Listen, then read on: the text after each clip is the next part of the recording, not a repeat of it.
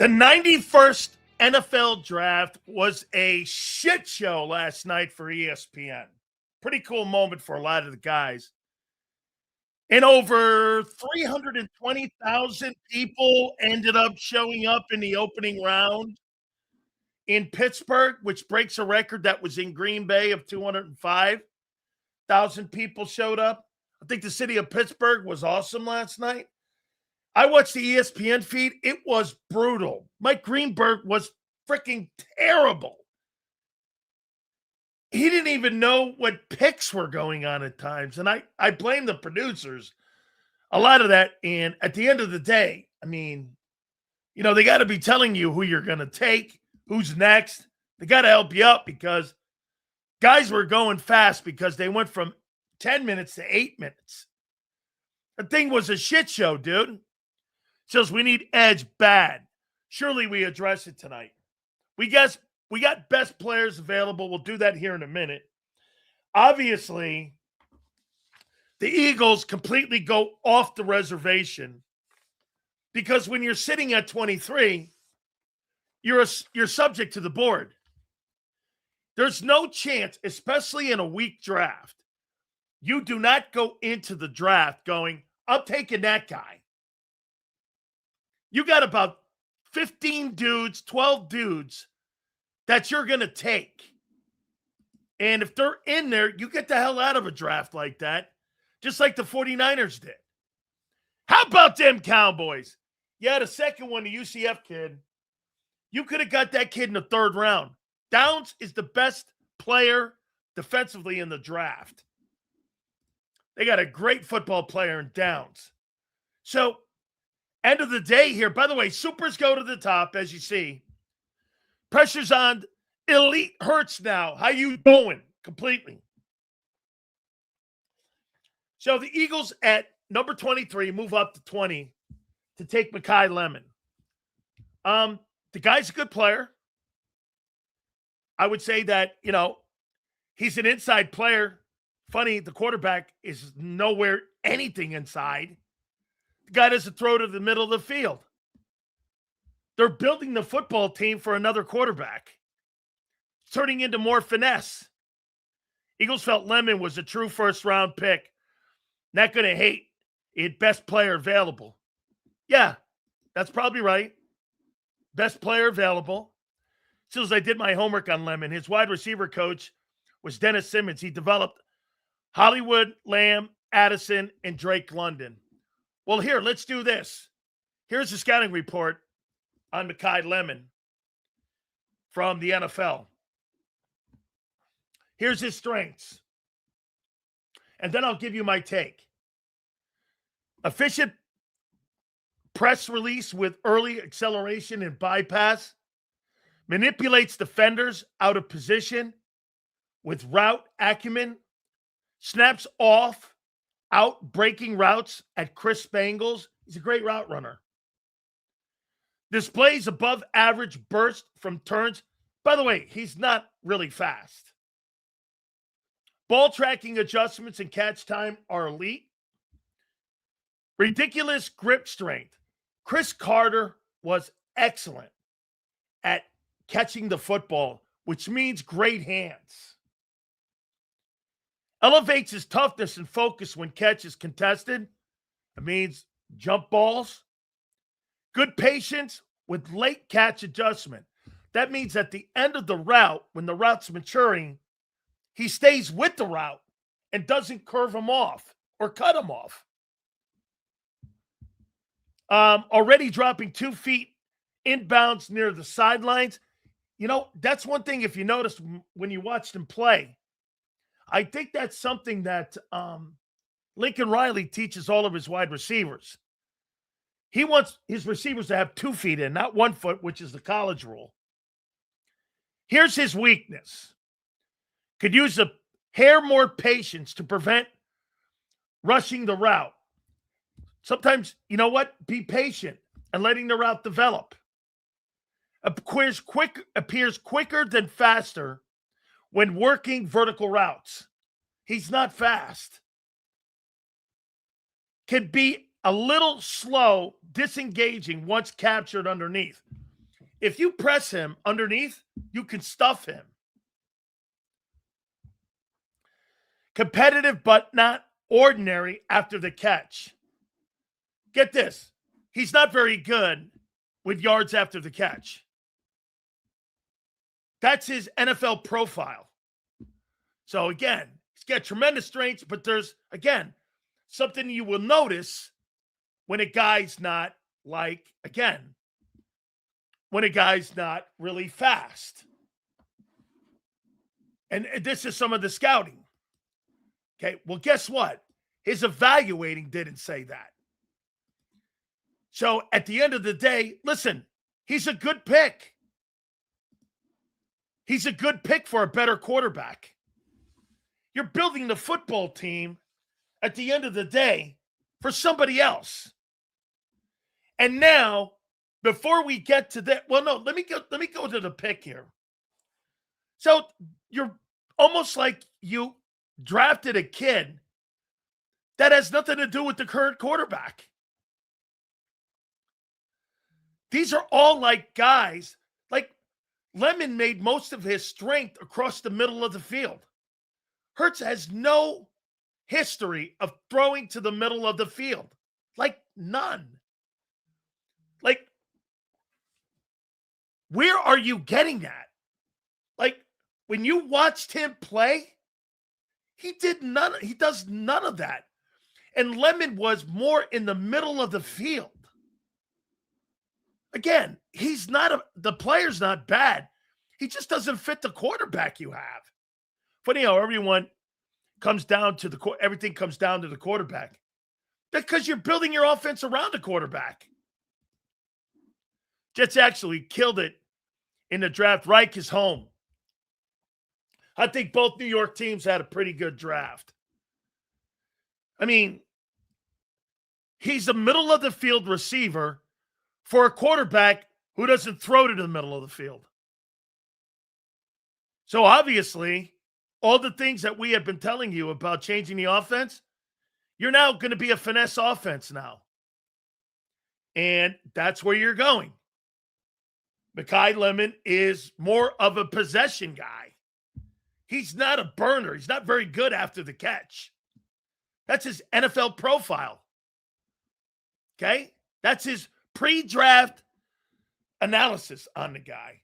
He's got really good skills. By the way, for the record, I vote on the Bolitnikoff Award. I voted it for him. And so, listen, I thought he was really good in college. And I think he could have a good career. Not with that quarterback, but with a quarterback. Hey, and for the record, you've loaded up the wide receiving core. The things that I told you that you were doing for this year, they drafted a player for this year, not for the future. Because if Hurts can't, and he won't, run this offense, there's no question. Dude, I could see them benching this guy by midseason if this guy does not get that offense moving off of the shitty passing game that they've had for 5 years. It has been a shitty passing unit for 5 years. There's no more excuses. No more excuses. They've had one of the worst passing offenses in pro football. And the organization with this pick is telling you, we want a better passing game. You put another asset where you needed other areas of need, like edge and safety, ahead of a pick where you still have the guy on contract. I haven't even gotten A.J. Brown yet.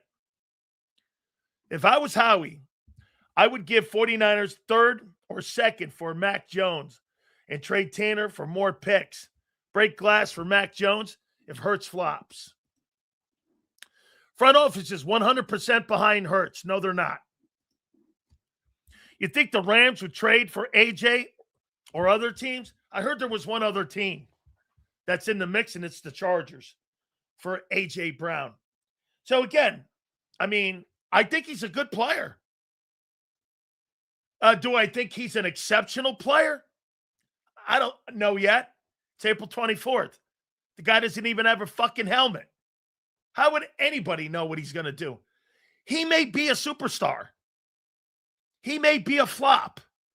Anybody in here, folks, he doesn't even own a helmet yet. How on April 24th can you say he's going to be a great pro or he's not? I'm not saying he's not. I'm just saying his skill set doesn't fit the quarterback. Plain and simple. You are not going to hear, like, you see this guy? Johnny Lawrence is not elite. You don't know that. You don't know that. The only thing you know are the players you have currently on the Eagles. That's it. You have no idea if that guy's going to be a good player or not. He is already behind the eight ball with Hurts at quarterback. Of course he is. Seals last night validated they are building their offense. Lemon is a scheme fit, not a fit with the quarterback skills. Correct. At 6 feet, the quarterback standing behind a 6-foot O-line, trying to find a 5'11 wide receiver crossing the middle. Good luck. It doesn't match. You're right. This doesn't match. There's a couple things we're going to go over here, too. Okay? I'll say that about every draft pick. Yes. I have no idea if Jason Kelsey is going to turn out to be a Hall of Fame player being drafted in the 6th round. Absolutely true. There's no way on April 24th, before a guy even has a fucking jock strap, you're going to sit there and tell me you know he's going to be a good player. And by the way, was it a need? Yeah, because, hey, by the way, we're all the AJ guys in here that AJ Brown's not going anywhere. Where are all the AJ guys that AJ Brown's not going anywhere? You still holding out hope? Anybody in here still holding out hope? Anybody? Told you the deal was done a month and a half ago. Didn't want to believe it. Told you he was being traded. You didn't want to believe it. Now he's gone. And you're building the offense without A.J. Brown. A.J. is gone. Okay? I mean, remember at the beginning of January, I said 100% he was gone. Everyone's like 56. I'm like, he's 100% gone. I know we are drafting a quarterback. Who do you think it is? Might be the kid Nussmeier if he's there. Could be the kid. So let me get to A.J. Brown. He's officially gone. And with this pick, it validates everything we said about Highsmith telling us, about the pick, and about the type of pick. It's a 2 and 3 conditional. End of story. End of story. You loaded up a room. So let me get this right. So here, if A.J. Brown stays, you're putting Lemon on the bench or in the 3-hole. What are you doing with the guy you just gave $12.5 million to? Cutting him? Cutting Hollywood Brown? Cutting Elijah Moore? You cutting all those guys? Bro, you got a wide receiving core right now by committee. And this is how you're going to go forward. Brown's gone. Face it. Philly 500 was in denial, delusional about A.J. Brown not leaving. Now he's heard about the Lemon pick. Yeah, because he knows it's the end of A.J. Brown. So let me get to the offense and where you're going to go with this. So you're building a Sean McVay offense for sure. Jalen Hurts can't run a Sean McVay offense. Here, I'm not going to go and I'm not going to go in depth in the numbers anymore. There's just no way somebody who's had one of the worst passing offenses, you go and you hire all these wide receivers when he's never shown a propensity to throw to anybody but two guys? And you think you're going to spread the ball around? Guys, as a unit, it's been one of the worst units in pro football. Facts. As a unit, you're one of the worst passing offenses, and especially throwing across the middle. The pick is not a bad pick. Hey, great value pick. I'm not saying that's wrong. You picked a kid who was going to go between 8 and 15. It's a great value. Unfortunately, the guy doesn't fit with what you're doing. I'm glad he didn't over picking a play. That's right. It was a good value pick. Like I said, folks, as a unit, 28th and 21, 9th in 2022, 17th in 2023, 29th in 2024, and 23 in 2025. Under Jalen Hurts, that's been your passing attack. They roughly are around 22 as an average for 5 years. There's only 10 teams that are worse than you in passing in pro football. I don't know what else to say. And with this pick, you're clearly going to a different style. And get this. Let's ask this question. If Hurts fails, 2027, Burrow talks heat up. Ask yourself this. If you're a run-first offense, why are you drafting a wideout?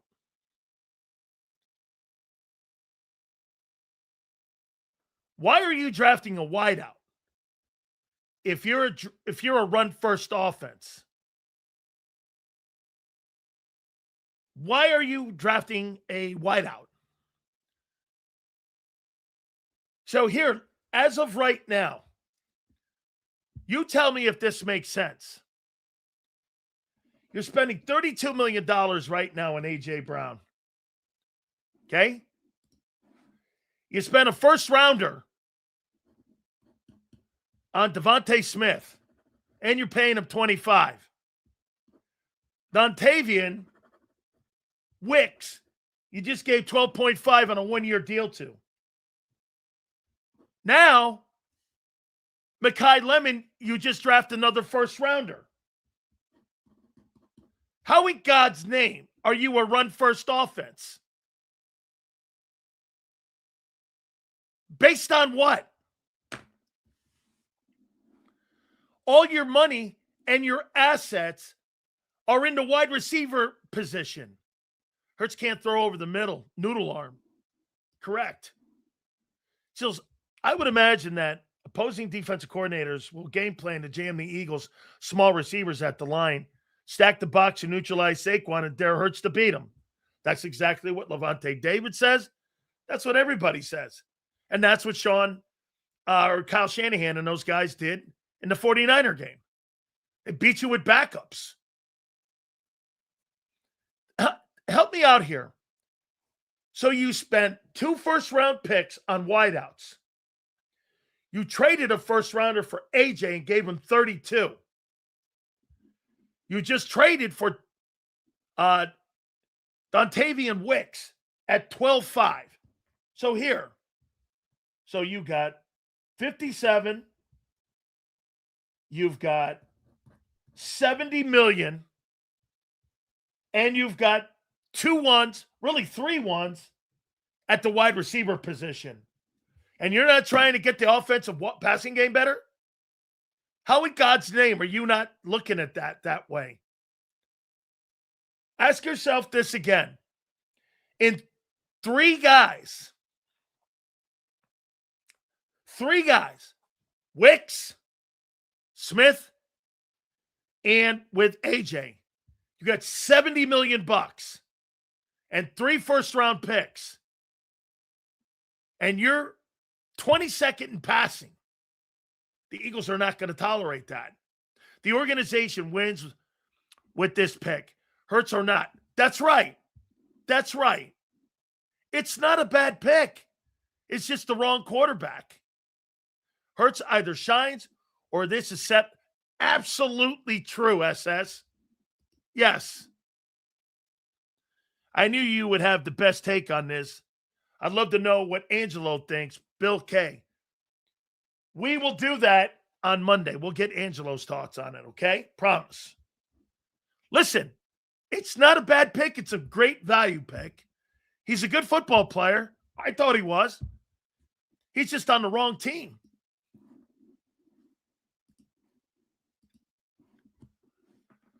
Sills, not throwing shade on Lemon, but I would have gone to war with the war room we had. Let's see how Wicks, Hollywood, and Moore fit with Smitty before we add a receiver. This is to try to load up, and they're going to try to cover AJ's presence by committee. Okay? That's what they're trying to do here. And by the way, they're giving as much ammo as they can to Sean Mannion to succeed. Hurts can't throw over the middle. Correct.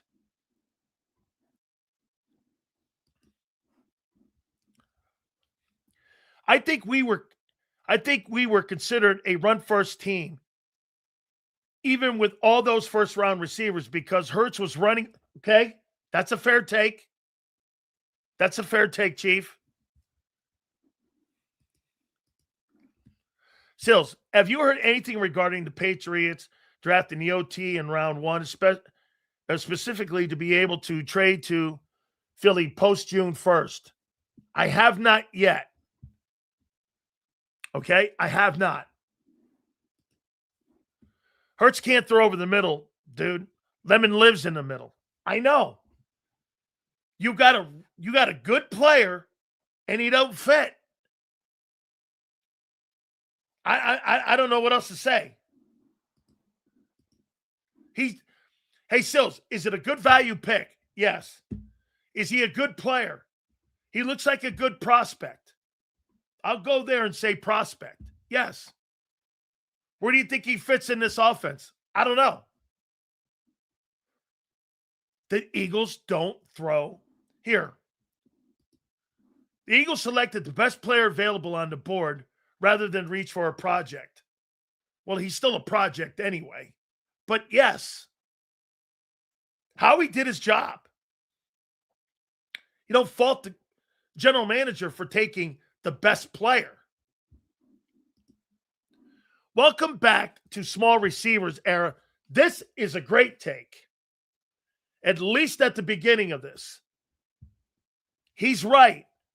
And I think Marshall knows when you go to a Sean McVay offense, you're going to a finesse offense. You're not going to a power team.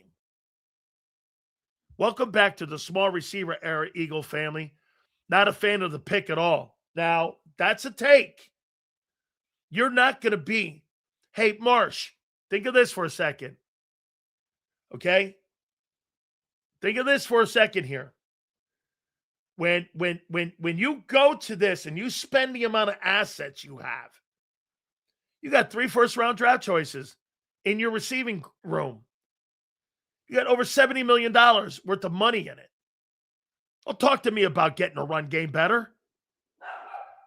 Because they out Sills. I really dislike AJ, but if you fools believe this replaces AJ, you're kidding yourselves.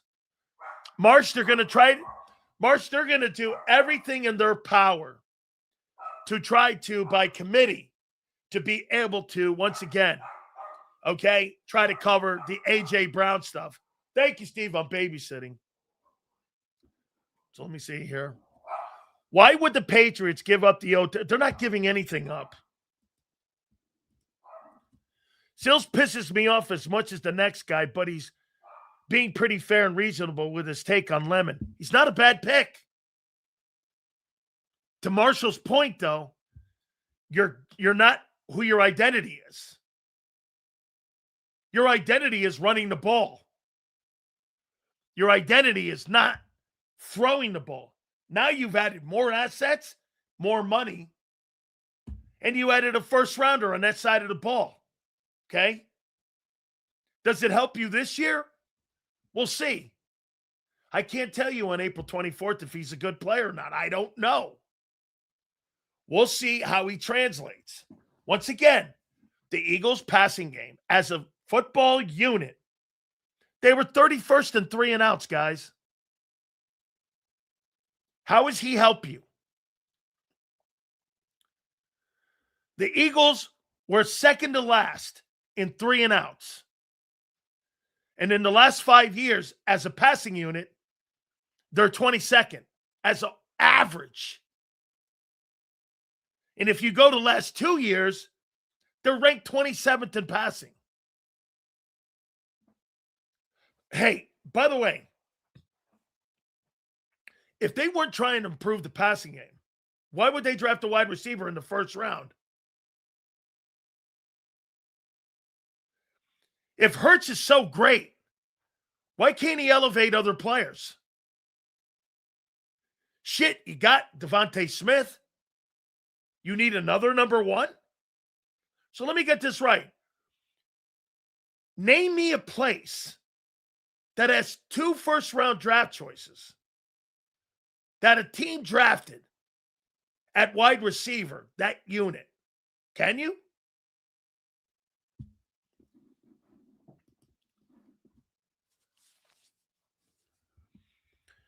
One more thing, this organization, fans and team have become soft and friendly to Dallas Cowboys, and I don't like it one bit. We're not the bullies anymore that brought us our first Super Bowl ring. I'm going to agree with that. By changing the scheme to be more passing than running, wouldn't it benefit the O-line? If you're a good pass probe team, yes. Okay? Hey, my guy, in my basement, I do 6 shows from my basement. Okay? Eagles want the tackle from Georgia and panicked when Carolina selected him. To sit there and say that Howie Roseman panicked on draft night, I would never in a million years ever say that Howie Roseman panicked. Howie has an idea what he's doing all the time. He's not panicking. I think he took the best. Hey, look, I think once it, you know what though? I want to show you guys something. When you're in a draft and you're sitting at 23, you're a slave to the board. You're a slave to the board. You think he went into this draft? You think he went into this draft going like this? Hey, man, I'm taking Makai Lemon. Of course he didn't. Lemon is a great pick for Mannion's scheme. Yes, just not for Hurts. Correct. Dan, if Hurts doesn't play well, we can move on. Lemon was the best receiver in football last year. Give credit. I did. Actually, he wasn't the best receiver because the best receiver was taken, 2 of them were taken ahead of him. You want to know who the best players are every year in college football? Wait till the NFL draft. The NFL draft will tell you who the best players are. You play in a dog shit conference or on a football team that has no defense like USC. USC will never have defensive people drafted because the coach can't draft defensive guys. Lincoln Riley is pathetic at recruiting defensive players. They're terrible. How many defensive players have come out of USC since he's been the head coach or came out of Oklahoma with him that were great? He's a terrible talent evaluator on that side of the ball. He's not bad on the offensive side. Happy Friday to you, Sales. Who gets all the praise since we have a moron coach and a limited quarterback? But that great record, is it distorted? And why is it he doing the same thing that failed last year? I don't know. With the offensive coordinator, hiring another guy. They're giving him every chance, in my opinion, to succeed. Stevie knows Hurts can't pass. Let him know, Stevie. Getting love, Stevie. Sirianni, Lemon is the type of football player that blocks and puts in effort and total effort, whether the ball is coming his way or not. I see you, AJ. Dude, that I agree with. He doesn't tip plays off. AJ tips plays off with that half-ass effort on the other side. T.O. did that shit. It's tipping plays off. It allows defenses to cheat when you watch a guy give a half-ass effort. Oh, gotcha, brother. Thank you. My bad. So, nothing wrong with the pick. Will he be a good player? We'll see. It's April 24th. Is he a good-looking prospect? Yes. Does he fit what Hurts' system was? How about this? That guy could not play in the last 4 teams. He could not play here. Makai Lemon could not play here on this football team in the last 5 years. You know why? He does the majority of his business across the middle of the field. The quarterback doesn't throw to the middle of the field. 29 catches a year. Okay? 29 catches a year from the third wide receiver hole. Okay? How is it an amazing pick? You don't even know if he can play yet in the NFL. And I voted for him for the Biletnikoff. Sills, that's a terrible, bro.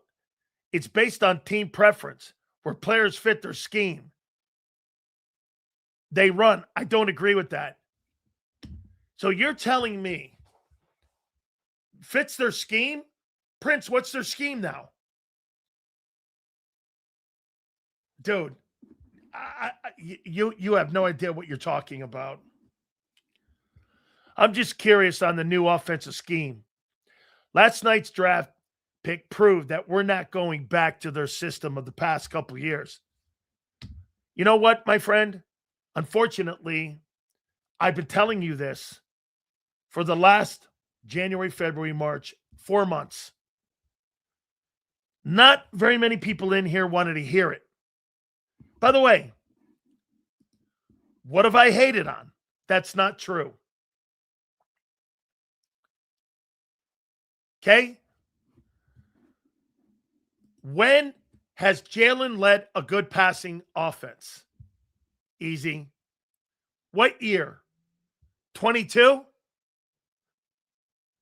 That's 5 years ago. That's 5 years ago. Since then, 16th, 29th,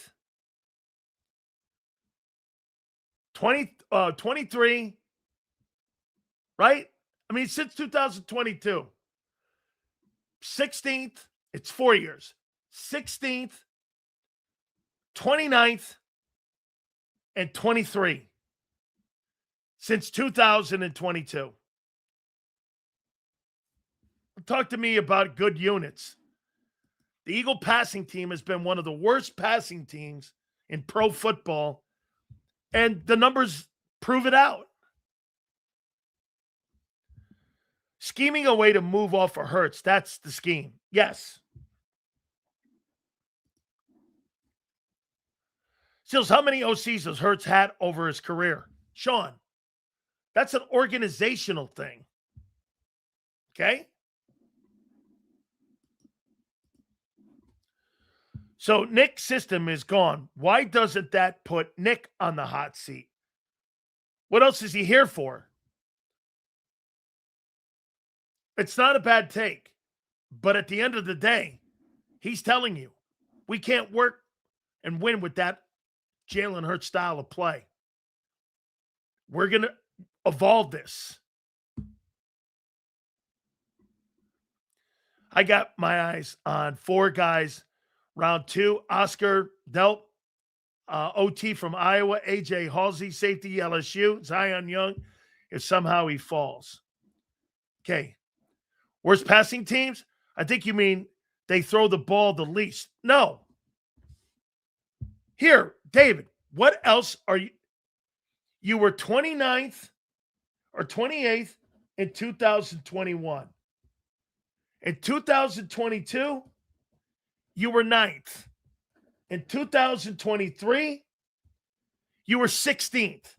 In 2024, you were 29th. In 2025, you were 23. If that's not one of the worst passing teams in the last 5 years, I don't know what is. What else do you need to know?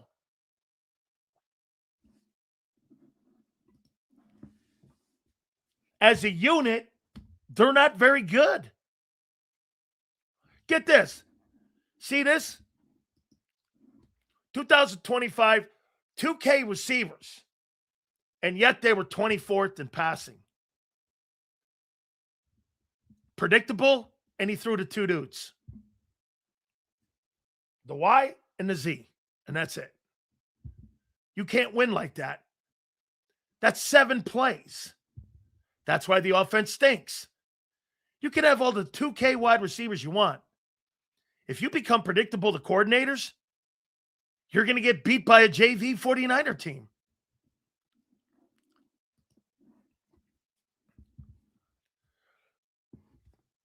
Goddard was maybe one of the more underutilized guys. You could cherry pick. It's 5 years worth of fucking football, guy. Here. 17, 4, 34.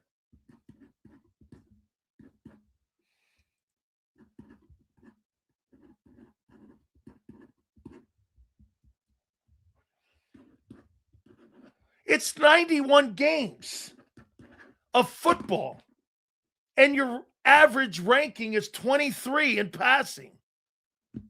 It's 91 games. That's not cherry picking.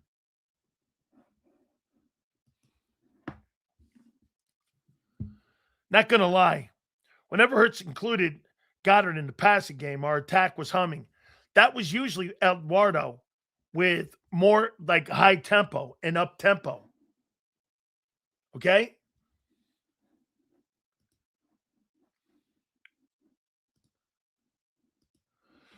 And yet,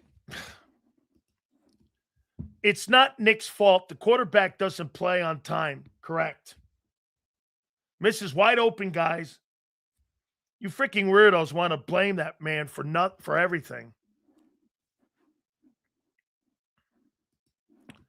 Seals, most QBs throw to two dudes. Problem wasn't Hurts. Okay, wait a minute. That's not true. That's not true. Mahomes didn't even have a 1,000-yard receiver the year he won the Super Bowl. Dude, good quarterbacks spread the ball around to multiple receivers. Hurts doesn't spread the ball around. And that's the style of offense you want to run. Nick isn't going anywhere. This scheme is for Nick. I completely agree with you. Okay? Yet hey, hold on here for a second, Jason. I want to get back to you. It's what he had in Indy. They clearly loved Nick. They are taking him over Jalen if he fails. Where's Jason? Where are you, Jace? Where's Jason's take? I agree. Lemon is a Sirianni-type receiver. That's a great take. You bet he is. You know who he is? Okay. Jason, name me a receiver that he's worked with in the past that resembles him.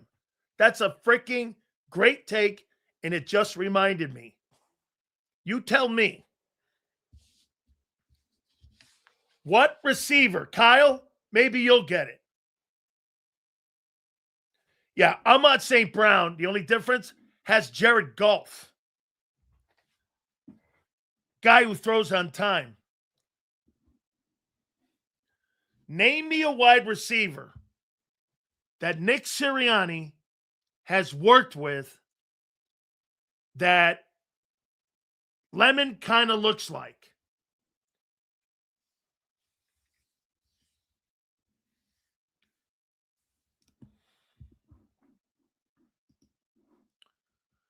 Hurts not a Sirianni type of quarterback, though.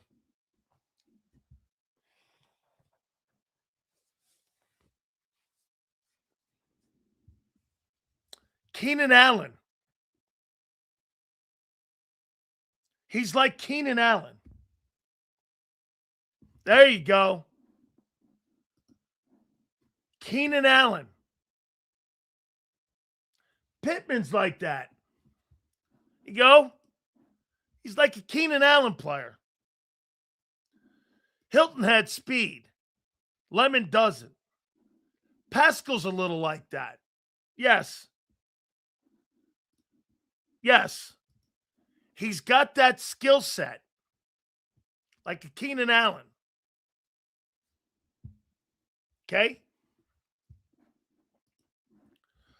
Sills, this must be a pick for the future. It is. Hurts isn't going to wake up tomorrow and be an on-time rhythm thrower. Right. Some of these people in here think that guy's going to wake up and he's going to be Matthew Stafford. Is freaking insane. He has never shown any sign of improvement here. If anything, he's regressed. Look at the offenses. They've been terrible in the passing game.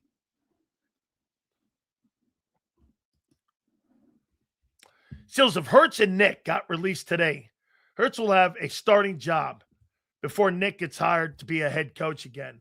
Highly unlikely. What do you think? Sean McVay's going to hire Hurts? Of course he wouldn't. Dude, nobody likes to run that style of offense. They wouldn't. Dude, people today would rather have Mac Jones' style of play than they would Hurts' style of play. So they're changing this scheme for Mannion. Yes. They're giving Sean Mannion every chance at succeeding.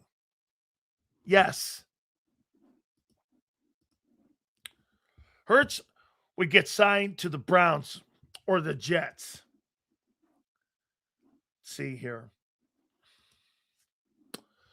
23, he was cooking after he got effed up his knee for a few games.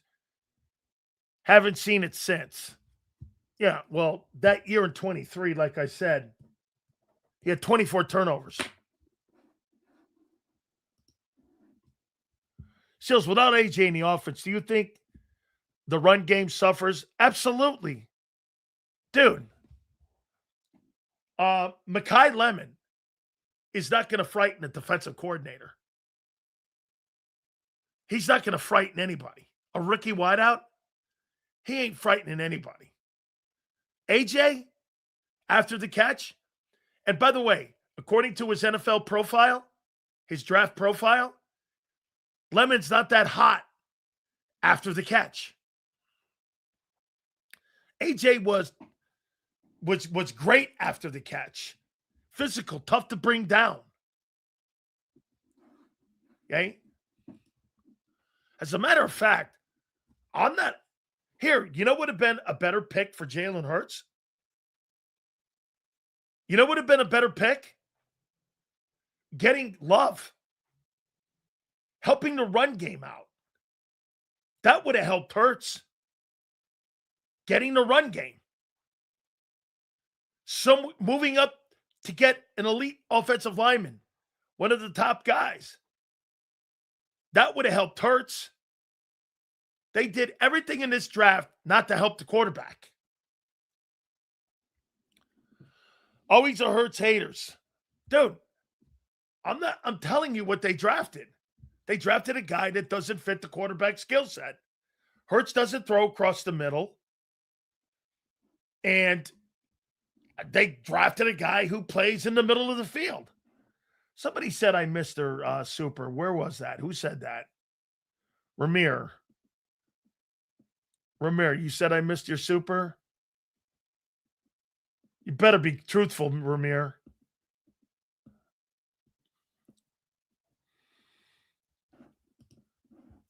Think 15 to 20 passing attempts will make it low. Man, 15 to 20 passing attempts in today's NFL, Ramir, that's not a pro-style offense. And that means you're a running team. So, Ramir, ask yourself this.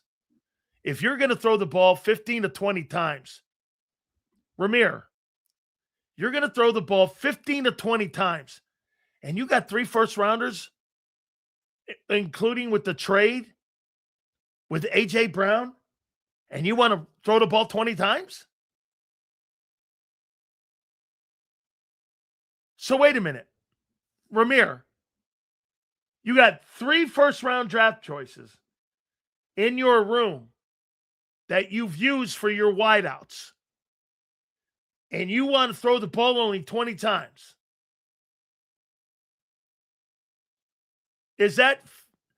Are you getting a return are you getting return on your investment with 3 ones? Okay. Here, I'll read you his profile again. Here's his NFL profile.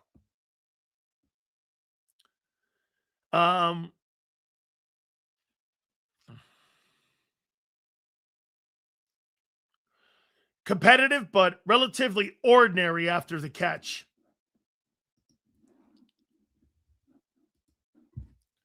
I didn't say that about him.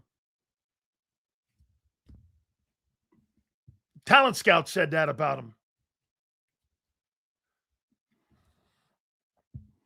Okay, once again, I'm glad you think that.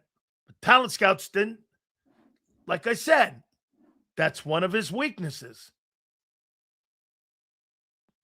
Competitive, but relatively ordinary after the catch.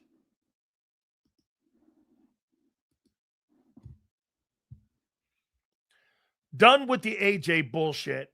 Thanks for the 2 Super Bowls. Go with Josh Allen now and get him to a Super Bowl. Actually, he's going to New England. Is a trade for Myles Garrett still possible? Yeah.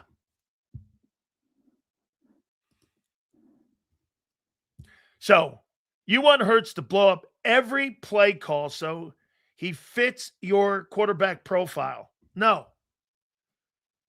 T, your coaching staff is blowing it up.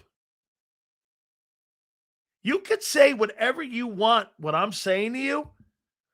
Your coaching staff is blowing everything up. Fired Stoutland. They're moving off of AJ. They got a collection of possession wideouts that run great routes. They got a village now of receivers. They hired a Sean McVay offensive coordinator. You're talking to the wrong guy.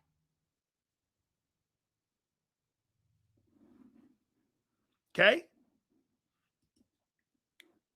Wait. By the way, that wasn't my profile. That was his NFL profile from Talent Scouts. You could disagree with it all you want. They wrote it. I didn't.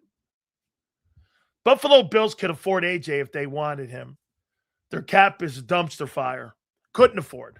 I think you're saying. Let's see here. By the way, I don't want you to, once again, I do not want you to think that I think the guy's a bad player. I mean, I voted for the guy for the Biletnikoff Award. I'm one of the 200 voters on the Biletnikoff. I think the plan is to be more efficient in the pass game, not higher volume. Now, wait a minute, SS. You got 3 first-round picks now and $100 million in the or $75 million in the wide receiving room, and you don't want to elevate the wide receiving core and the passing game, and you hired Sean Mannion? I think you're wrong, dude. A.J. Brown's not on this list. Brandon Bean is a caboose. Completely agree.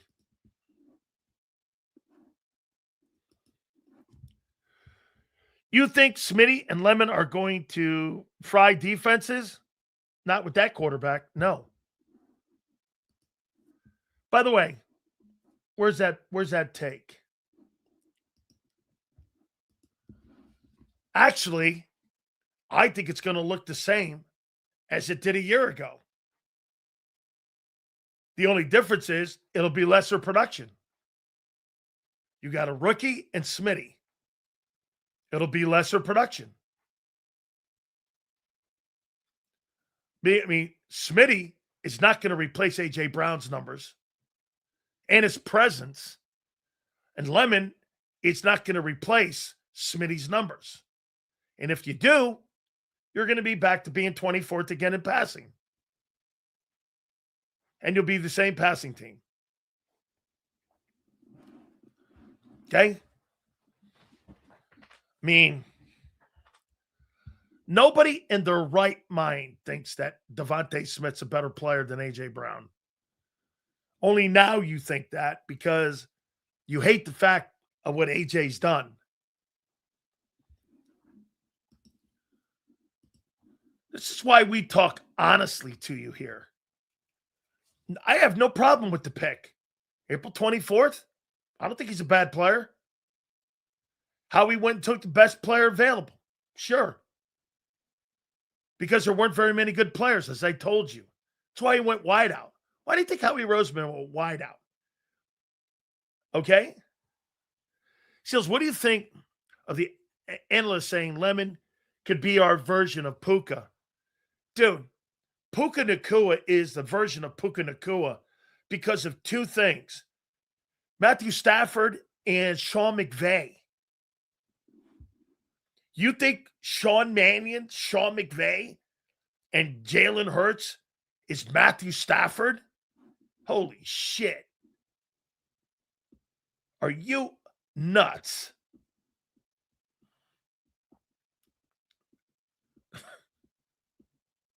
Like, let's see here. Is Makai Lemon going to play outside or in the slot? He did all of his damage, Jeff, inside. Why would you put him outside? Can he play out there? Hey, in college and in the Big Ten, sure, you get away with that shit going against lesser players and playing Rutgers.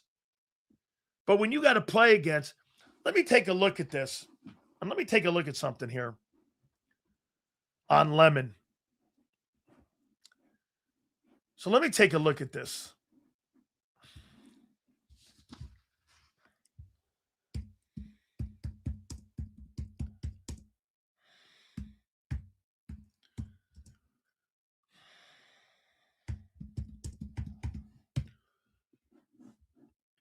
So let me take a look at what he did.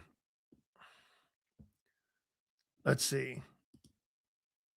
Okay.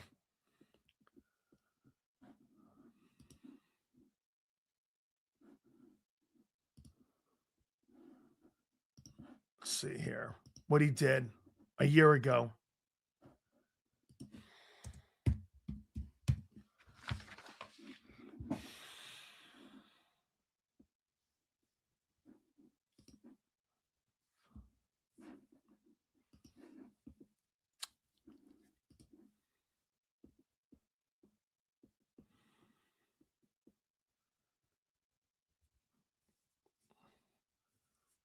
Some of these teams are terrible, but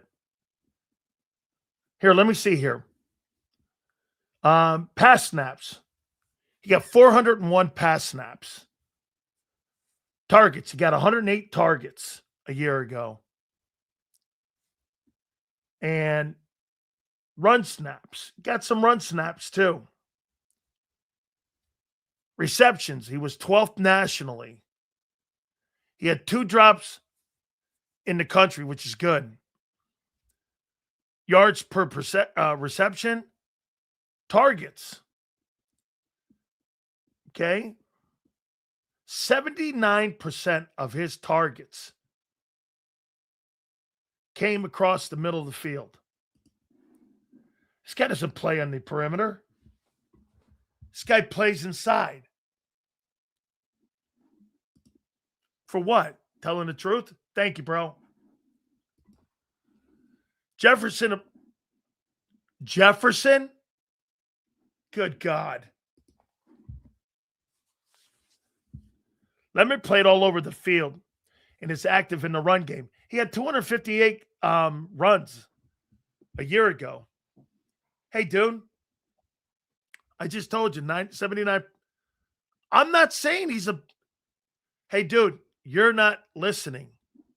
Nobody here is saying he's a bad pick. Who fucking said that? Sills, a locked-in Devontae is better than a disgruntled... Yes, I agree with that. That alone will help the locker room and on the field. I'll go there with that. Give the choice, who would you have drafted at 20? I wouldn't have. But because you're losing AJ, the receiver made the right sense. Look, there weren't 20 guys in this draft that were worth the shit. Ty Simpson screwed some picks up. I told you. Did you guys not hear me? You needed a little chaos in front of you for you to get a good player, and you did, because Simpson is a third-round pick. He's not the 13th pick. That guy's by far not the 13th pick. I mean, 13th pick. And the shit they gave up for him, you got rid of McDuffie because you didn't want to pay him to get a kid on a rookie deal? Are you trying to win a Super Bowl?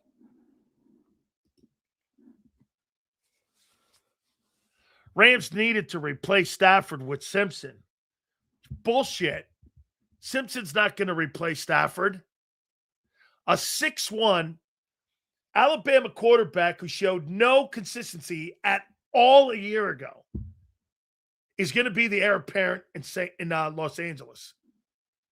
Yeah, okay, well, good luck to that.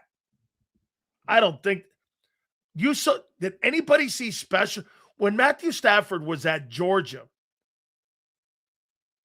Okay, when Matthew Stafford was at Georgia, Matthew Stafford was exceptional. And he was playing in the era of Tebow. And everyone knew the Georgia quarterback was better. And you want to hear this? Stafford was 0-4 versus Florida. I covered those Georgia-Florida games. Stafford was by far a better ball player. You saw it on the field.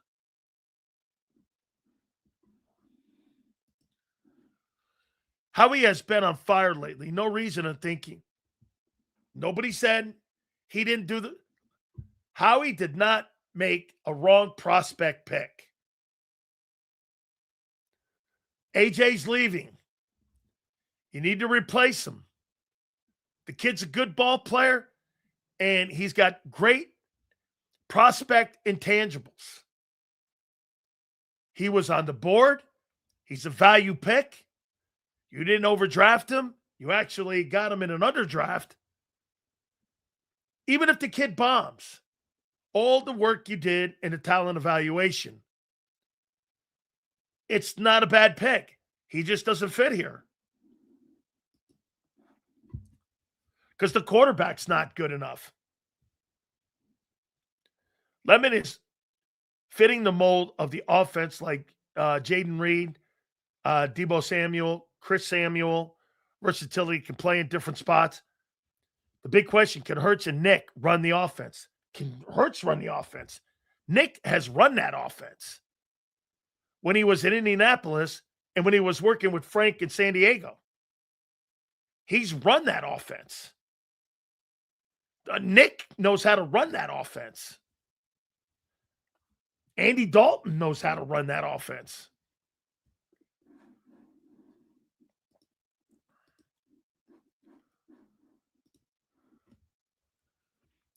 How he buys the groceries. If players and coaches can't make the dinner, they're gone. Yes.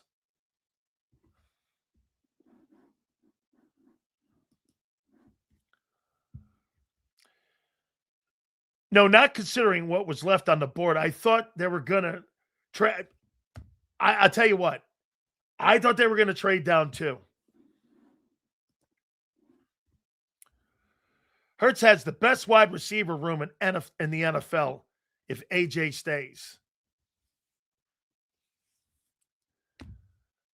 He's not staying.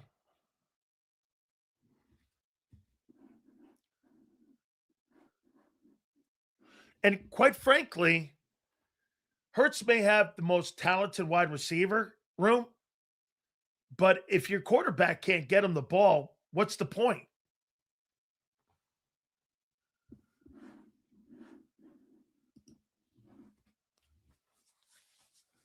I love Jalen as much as anyone. However, if he can't make his passing game and take it to the next level, he won't get an extension. Correct. By the way, don't think that Nicole Lynn and Jalen are going to sit back if this offense gets out and has a bumpy start in the first 2 months of the season. With all the shit that they have done this offseason, I'm thinking, I didn't think they would, but there's a shot they would bench that guy now.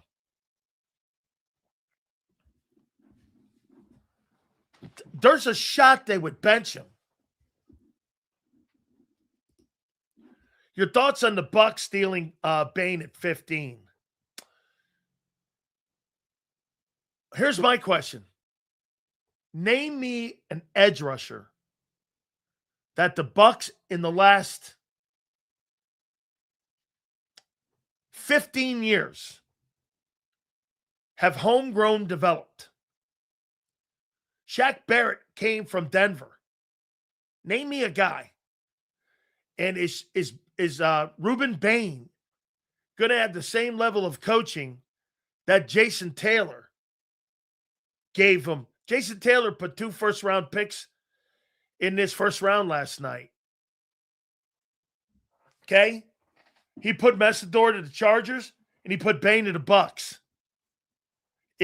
By the way, for you guys, the relationship that Jason Taylor has with Clint Hurt, my friends, if Clint Hurt gets that defensive coordinating job next year, don't be shocked if Jason Taylor's your new defensive line coach. And by all accounts, he's one of the most sought-after defensive line guys in all of college football. Everyone wants Jason Taylor.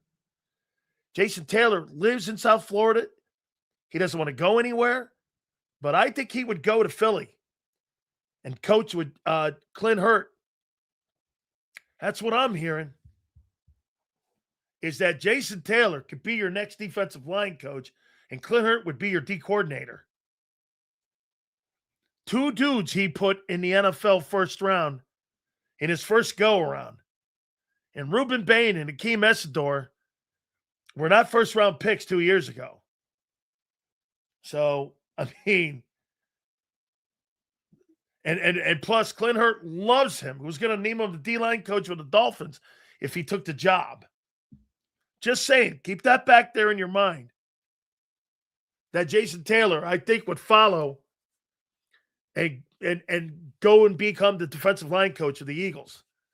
Because he has great respect for Clint Hurt. He loves Howie, too. Does Jason Taylor.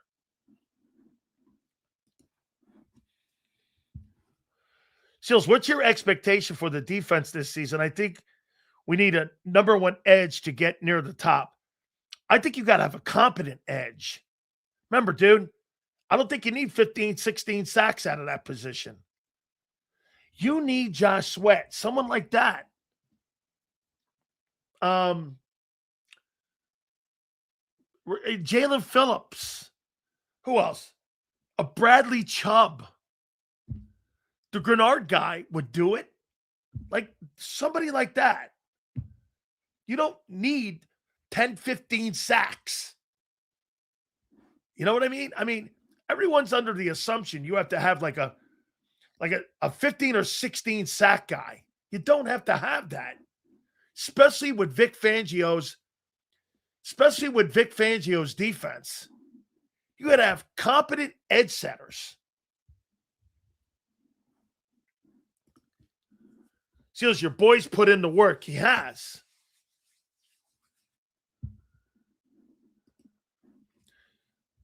How many wide receivers do we need? Trade for Pickens? Dumb comments. Trade for Pickens. I mean,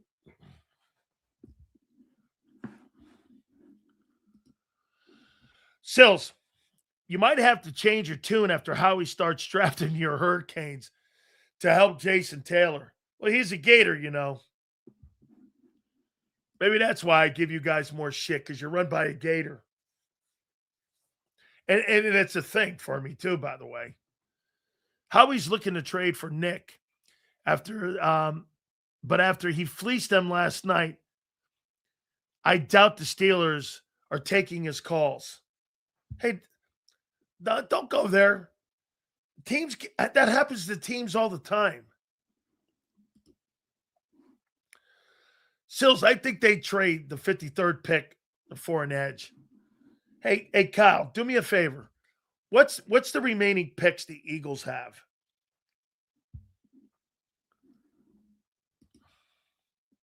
Here. You guys watch this dude every day, and all he does, I haven't shit on anybody today. And I do cover the Bucs. I do a radio show in the morning. Every move the Eagles do is bad. I never said the Makai Lemon was a bad pick by Howie. Where did you hear that? Once again, dude, get a grip on yourself and stop fucking crying. You're a moaning Eagle fan that sits around. All he wants to do is have somebody blow sunshine in your ears. Get out of here. There's other places for you to go walk on your knees. Okay? Trust me when I tell you. You have a ton of places in Philly where you guys can walk around on your knees and hear them blow BS in your ears. You're used to that. Most of you like it. You think some dickhead I don't know from a can of paint triggers me, douchebag? Why in God's name would that trigger me when I have no knowing who you are? Not you, dude. I do like M. Reyes, actually. Are you crazy, guy? How in God's name would anybody that I've never met in my life trigger me? It's the dumbest shit ever. It's like ripping somebody that you've never met. Never got that thinking.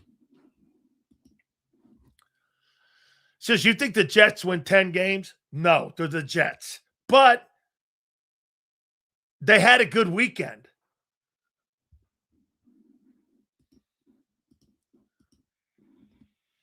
Any players they sign or draft, they all suck, or Sileo might, or maybe he should go to the Cowboys show. Why do you think we trade or draft? Who do you think we trade or draft tonight? We'll get to that here in a minute. One thing I've learned about Sills is when he calls you a douchebag, you definitely got under his skin. Yeah. Oof. I mean, tonight, when I'm drinking a Corona, I'll be crying in my Corona. Yeah, I'm pretty sure of it. Dude, when this show ends at 6 o'clock, I won't remember what I said 5 minutes later. Sills will have more efficiency in the long run. It's not top heavy. Steve Smith already said this dude Lemon is an every play wide receiver overall. We have a better versatility and less predictability. The quarterback is the king to this. Your quarterback is the predictable one, not the scheme. The scheme is built to the quarterback. You keep firing all these coordinators and saying the same shit. They can't play call. You know why? most guys can't play call to Jalen's skill set because there's not very many coordinators that can move the chains with that unless you have a running game. Kellen Moore couldn't make the passing game better in a Super Bowl year. Did you ever wonder? Even Kellen Moore couldn't make the passing game better. He didn't have to. No shit. But when you had to have it last year, your passing game stunk. Stop with that. Listen, just like with AJ, we were dead right about AJ. By the end of 26, this will change. Sills, what if the Patriots don't trade for Brown and go after JJ instead? Is there any other interest out there for AJ Brown? Yeah, Chargers. And by the way, the Eagles would feel compelled to move him. Okay? Sills, screw that last guy. I love Hurts, but it's obvious the Birds are heading in a different direction. Hey, E-Train, the guy's had a really great career. Excuse me. He's had a great career in Philly. It just wasn't meant to last that long. I said when you put him in, this was something that wasn't going to last forever. This was going to be like a 9-year deal, 7-year, 8-year deal. And that's it. And when the passing game has stunk for 5 years, I mean, as a unit, it's why they're going in this direction. Think about this, E-Train.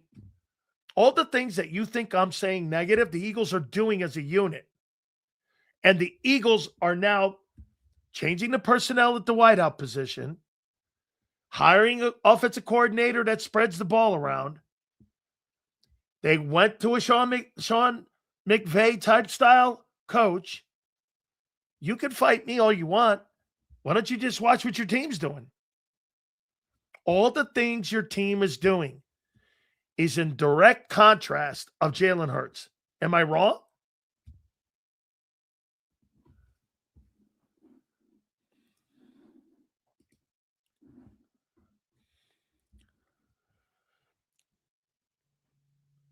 Eagles are 100% moving. AJ, stop with this is what if he was great, but his last days are behind him. His best days are behind him. That's a bullshit comment. Now Jalen Hurts is Steve Young.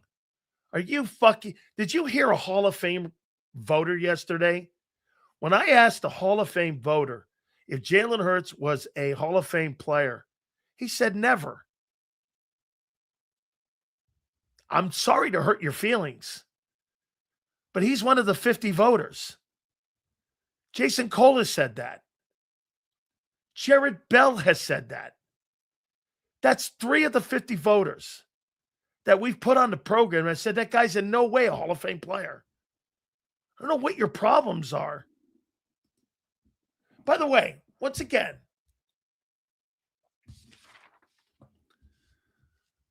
here, the pick is good. The pick is a good pick. Okay? The pick is a good pick.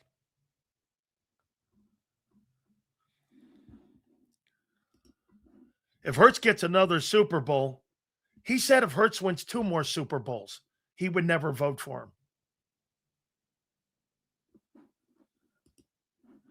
I actually would disagree with that.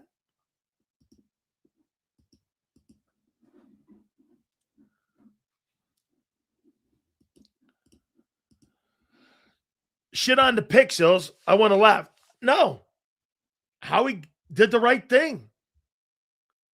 I don't think Howie saw the best player available. Don't you get it?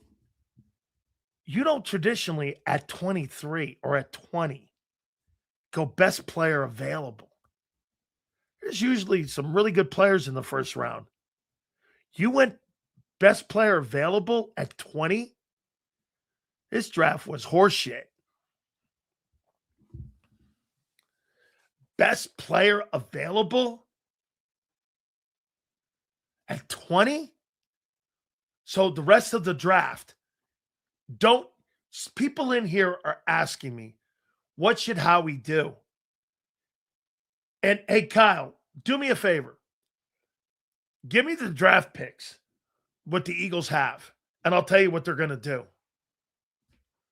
What's the remaining draft picks? I'll tell you right now what they're going to do. Anybody? Post the remaining draft picks. Okay? Remaining draft picks on what they have, and I'll tell you right now what they're going to do. Okay? And I'll get every single pick right with my take. Every pick. You tell me what the remaining numbers are in the second, third, and whatever they have on the third day. Your second day, your third day. Okay, here we go. Second,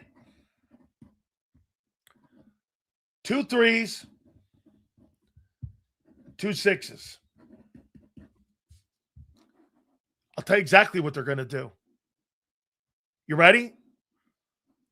Here. You ready? Whatever the board says. They're not going to go O-line, D-line, edge, safety, running back, tight end. They're not going to do any of that. This draft is not good enough. I told you this for 3 freaking months. The same players are at 15 to 60. It doesn't matter. So he's going to go best player available like he did in the first round. Why would he go first round, best player available, and in the second and third round, go with a need? It doesn't add up. This draft is not that deep. This draft went the other way after 15. And Lemon fell, who was one of the 15 guys. So to sit there and go, what do you think he's going to do in the second, the third, or in the sixth, the 2 6s? Who knows? It's however the board lays out. I give Howie credit for that. The chances of you landing on a good player, when you have that mentality, you're at the mercy of the board. So whatever the board is, he's going to go with the best player there. And if not, he'll trade back. I tell you this, I think he trades a shitload of picks back to try to load up. Why would he load up on the 5th and 6th rounders? He uses those during the year to make in-season trades. I see his philosophy. If Howie doesn't think that this is going to be a superstar draft, Roseman's going to trade for 5s, 4s, and 6s, maybe some 7s. So he could do in-season trades like he did last year. Smart. You're able to maneuver when you've got all those kind of 4, 5, 6, and 7s. What would you do at 54? I don't know.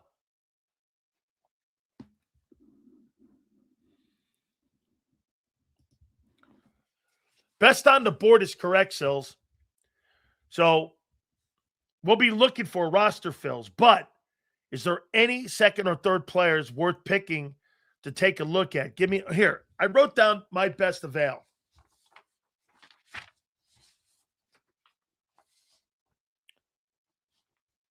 The safety from Toledo. The corner from Clemson, Terrell. I'll tell you what, I wouldn't mind if you're in that third round or you're in that second round and Caden McDonald, the defensive tackle from Ohio State's there. I wouldn't mind loading up on that and creating some depth for me. Why? How much money have you put in a first-round pick in your linebacker? And you have no depth at DT.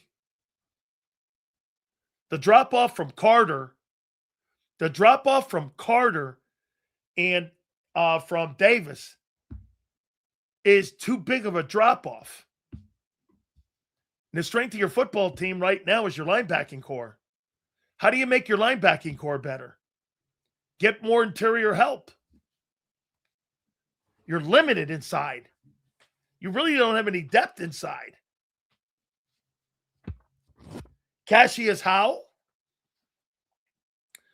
the A&M kids there, and Denzel Boston, the Washington wide receiver. Those are the 5 guys I have right now going into day 2 that I think are your best guys available right now. And some of those guys, almost every single one of those guys, could have went in the first round. It just was preference. Apple pie, cherry pie.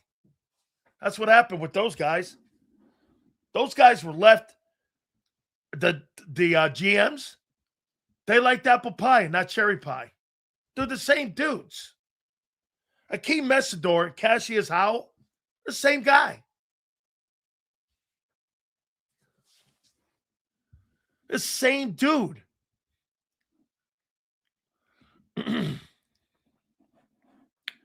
Hey, Howell at 23 would have been okay. Hakeem Messidor and Cassius Howell are the same guy. Can someone explain to me why people are so mad over giving up 2 4s? Is it just because they are trade pieces? It kind of on the surface, because you went from 23 to 20, you moved up 3 spots for 2 4s in a draft that's going to be kind of, at the back end, you're going to get like better value there. Maybe there because there's 2 4s, but it's not that awful. It 2 picks to move up 3 spots. I don't know. And for like a luxury pick in a way. By the way, I say that with respect to the fact that they clearly picked for 26.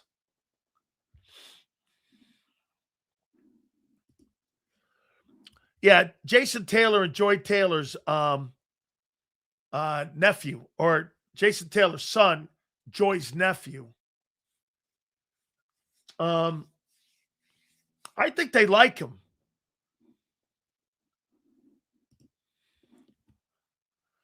Chills, how do you know who pops and who doesn't? You don't. You said you run over dudes in college, but in the pros, everyone, yeah. I never said anything negative about Lemon, like he's not going to be a good prospect. I said I think he's got a good chance of being a good prospect. Dude, you don't shit on prospects. You don't have any idea. Even the ones you don't like, the UCF kid the Cowboys took. The only reason I'll shit on him, I think you could have got him in the 2nd and 3rd round. If you hear me, only thing I'm saying is that, 1, I don't think he fits the scheme in the quarterback.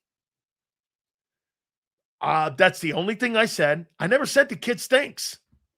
You're missing the point.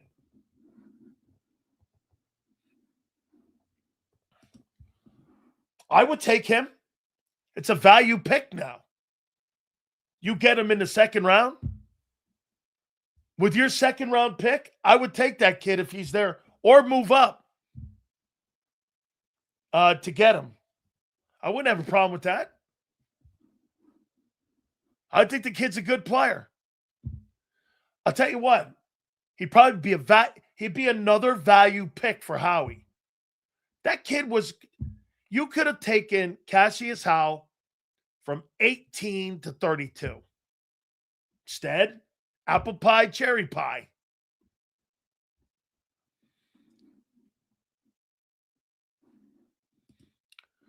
So is YouTube trying to shut us down? I don't know what you're talking about. Why are you dishing that pick Like the Eagles pick wasn't a reach. Like I said, I don't know if the kid's not going to be good. I just said, you're missing it. You're getting sensitive. I said, I think you could have got that kid in the second round. I don't know if he's not going to be a good player. He might be a fabulous player. Michael Strahan wasn't a first round pick. So, I mean, he might be a really good pick. I think you could have got him in the second. That's my only knock on the kid. I thought he was a second or third day guy. If you heard me say he's a bad player, you didn't hear it correctly. Or if I said it, I misspoke.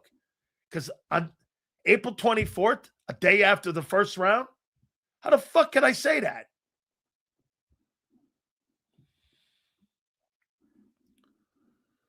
This kid here, for me, I would take this guy before Howell. I would take this guy before Howell.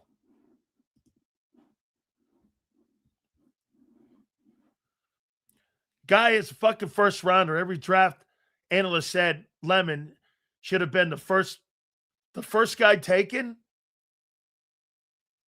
You think that guy should have been the first player taken?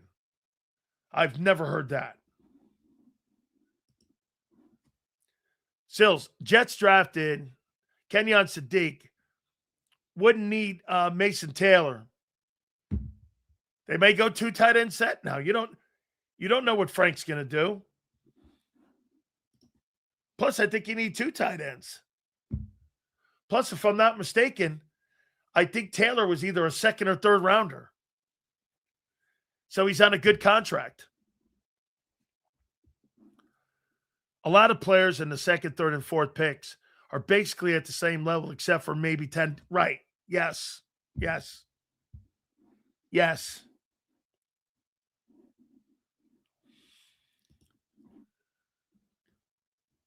We would have to trade up to get Warren. Probably.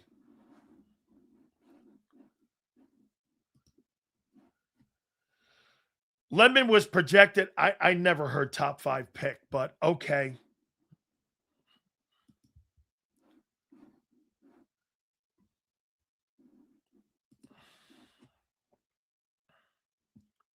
Let's see.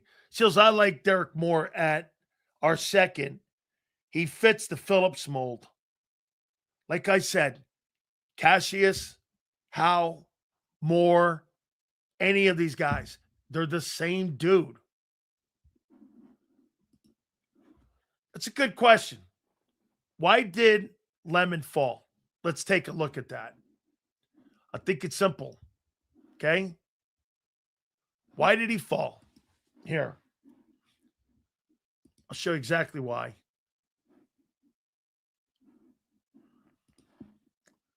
Okay. You're not going to take the Raiders needed a quarterback. The Jets had a massive need for defense. Arizona, they just drafted Harrison the other year, a couple years ago. They need a runner. They need to move the sticks running the ball. Carnell Tate, lemon pie, apple pie. They wanted Tate. Why would you think they took Tate over the USC guy? Anybody?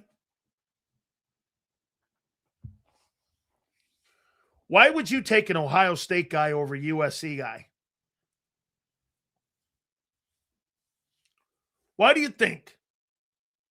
Anybody? Because Brian Hartline has 5 first-round picks in the last 6 years that have all gone on to be superstars. And next year is Jeremiah Smith.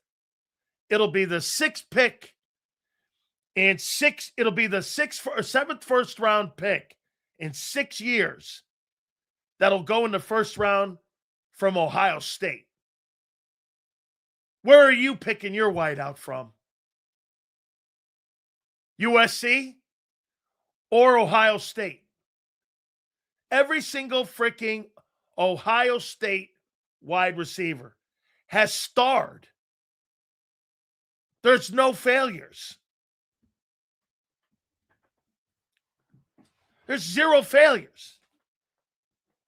You want to hear something crazy? He barely takes, when he was there, he's now the USF head football coach. And he barely takes transfers. He likes homegrown kids. And he is a developer of wide receivers, man. And, I mean, without a doubt. All right. Mike North will join us at 4:30 here on this True Football Friday. So without further ado, we bring in the man who's wearing the lemon.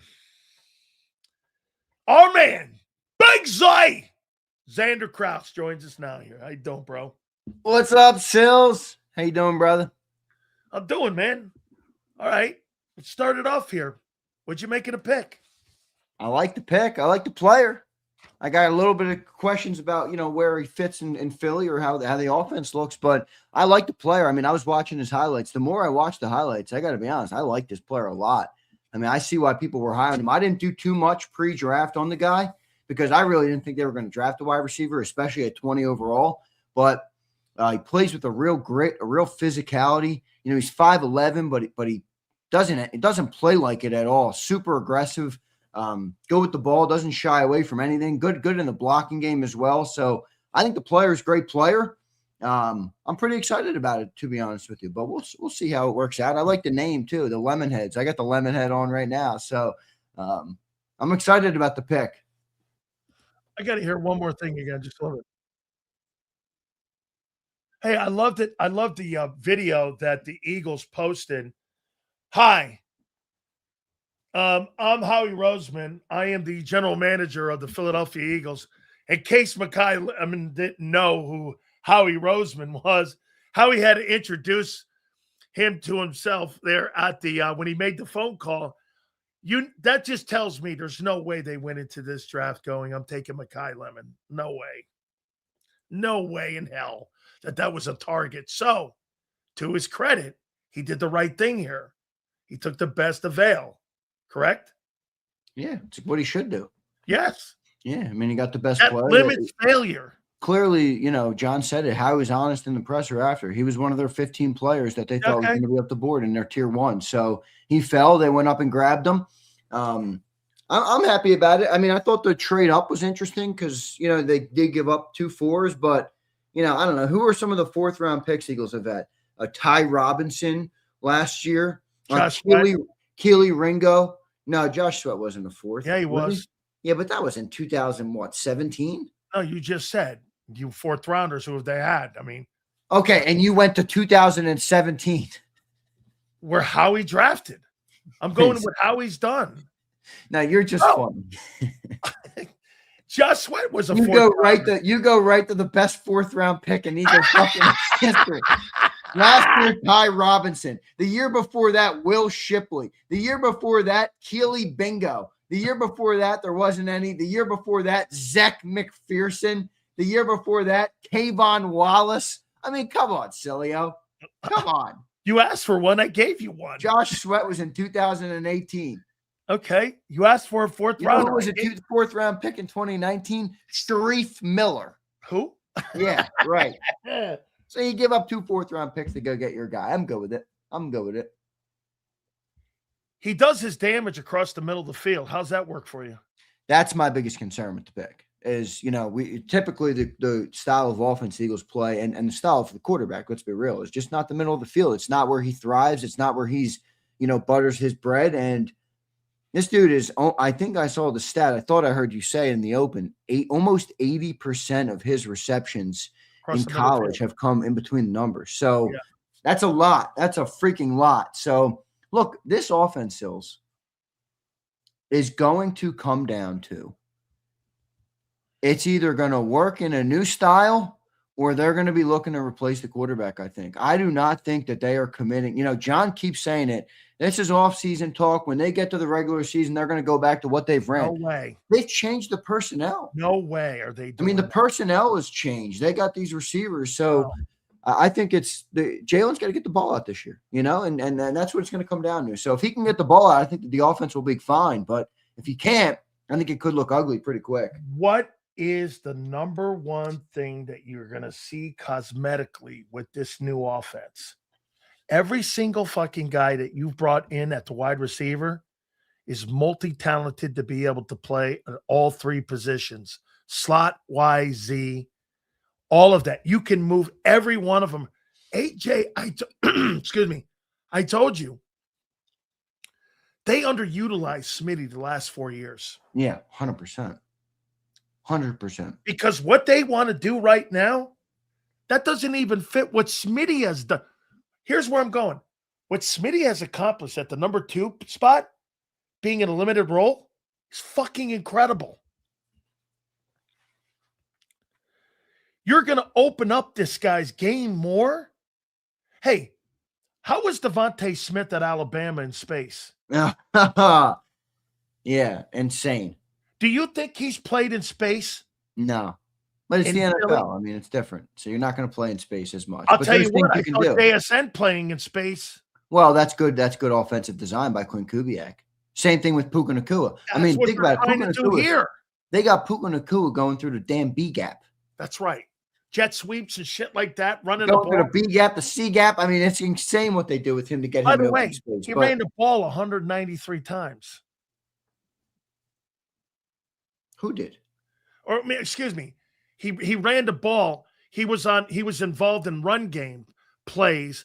Like I think I saw it like 60 times. He had carries 50 times, something like that. I saw a number last night that he said they involved him. Lincoln Riley involved him in the run game. So he's kind of like a hybrid Deebo Samuel kind of guy a little bit. They're going to be able. Well, I just don't know. apparently he can return kicks too, which I like, or punts or something. Okay, so let's go to this now. I'll say this, dude. I like the. I'm not a big fan of cookie cutter guys. I'm just not. So I like that. I like that he's kind of that goofy. You know, I see some people calling him like a demon or a psycho or something. I like that. I like that personality. I think you need a little bit of that crazy to be successful at such You don't high win level. Super Bowls with choir boys. Yeah, girl. exactly right. And I'm not even saying he's not a choir boy or anything. I like the different personality. I'm a fan of that. Okay, so John says that we're going to build the offense to improve the run game. I want to ask you something here. You traded a first round for AJ. You drafted Devontae, another first rounder. You just gave this kid, Dontavian, a $12.5 million 1-year extension. You just drafted this kid, Lemon, in the first. You've got $73 million tied up in 4 wide receivers, and you've got 4 first round picks at wide receiver, and you're a run team? What do you mean 4 first round picks? AJ, did you not trade a first for him? Yeah, we did. Okay. He's gone. I mean, he's not coming in. Lemon's a first. Devontae's a first. Okay, there's 3, not 4. 3 first rounders. 3 first rounders. Wait. You said 3 earlier. Why did you have to embellish to me? No, I thought it was 4. My bad. It's You didn't think shit. Wait, you got 3 first round picks that you AJ's gone, so they've 2. Wait, according to how he's on the team. Yeah, AJ's gone. Okay. And you got 70 million. You're a run team? No, we're not a run team anymore. I don't think they should be. Time to be a pro style offense. Time to spread the ball around. Time to get people involved. Time to keep defenses on their toes. Time to play ball. You know, time to come out here and use the weapons that are on the field. That's what Sean Mannion was brought here for. That's what Makai Lemon was drafted here for. And look, this is where it's going to be on Jalen Hurts to execute this offense this year. So many people out there believe he can do it. I like to think he can, but I'm also not going to sit here and say that he has evidence of showing that he can run this style of offense. He's never run this style of offense in his career. A pretty illustrious career at that. He's never run the style of offense. So it's a wait and see type of thing. But what I think the Eagles have showed is that this is what they want to run. Yeah. And they have now gone from build the scheme around the players to build the scheme and the players have to fit. And if they don't fit, they'll swap them out for new players. So I don't know if that's true, but it seems like that's what it looks like to me. And do you think this makes bigger questions on Jalen Hurts this year than ever? Oh, without a doubt. his inability to throw across the middle of the field, and with wide receivers that move all over the place, he's going to be asked to spread the ball around. He's not shown that in 5 years as a starter, that he can do that. The offensive passing game has been one of the top or one of the bottom 10 passing teams in football the last 5 years. Spreading the football around has not been that's not been what they are. It's not who they are. Now you're asking him to do that. And I'm going to say it one more time to you.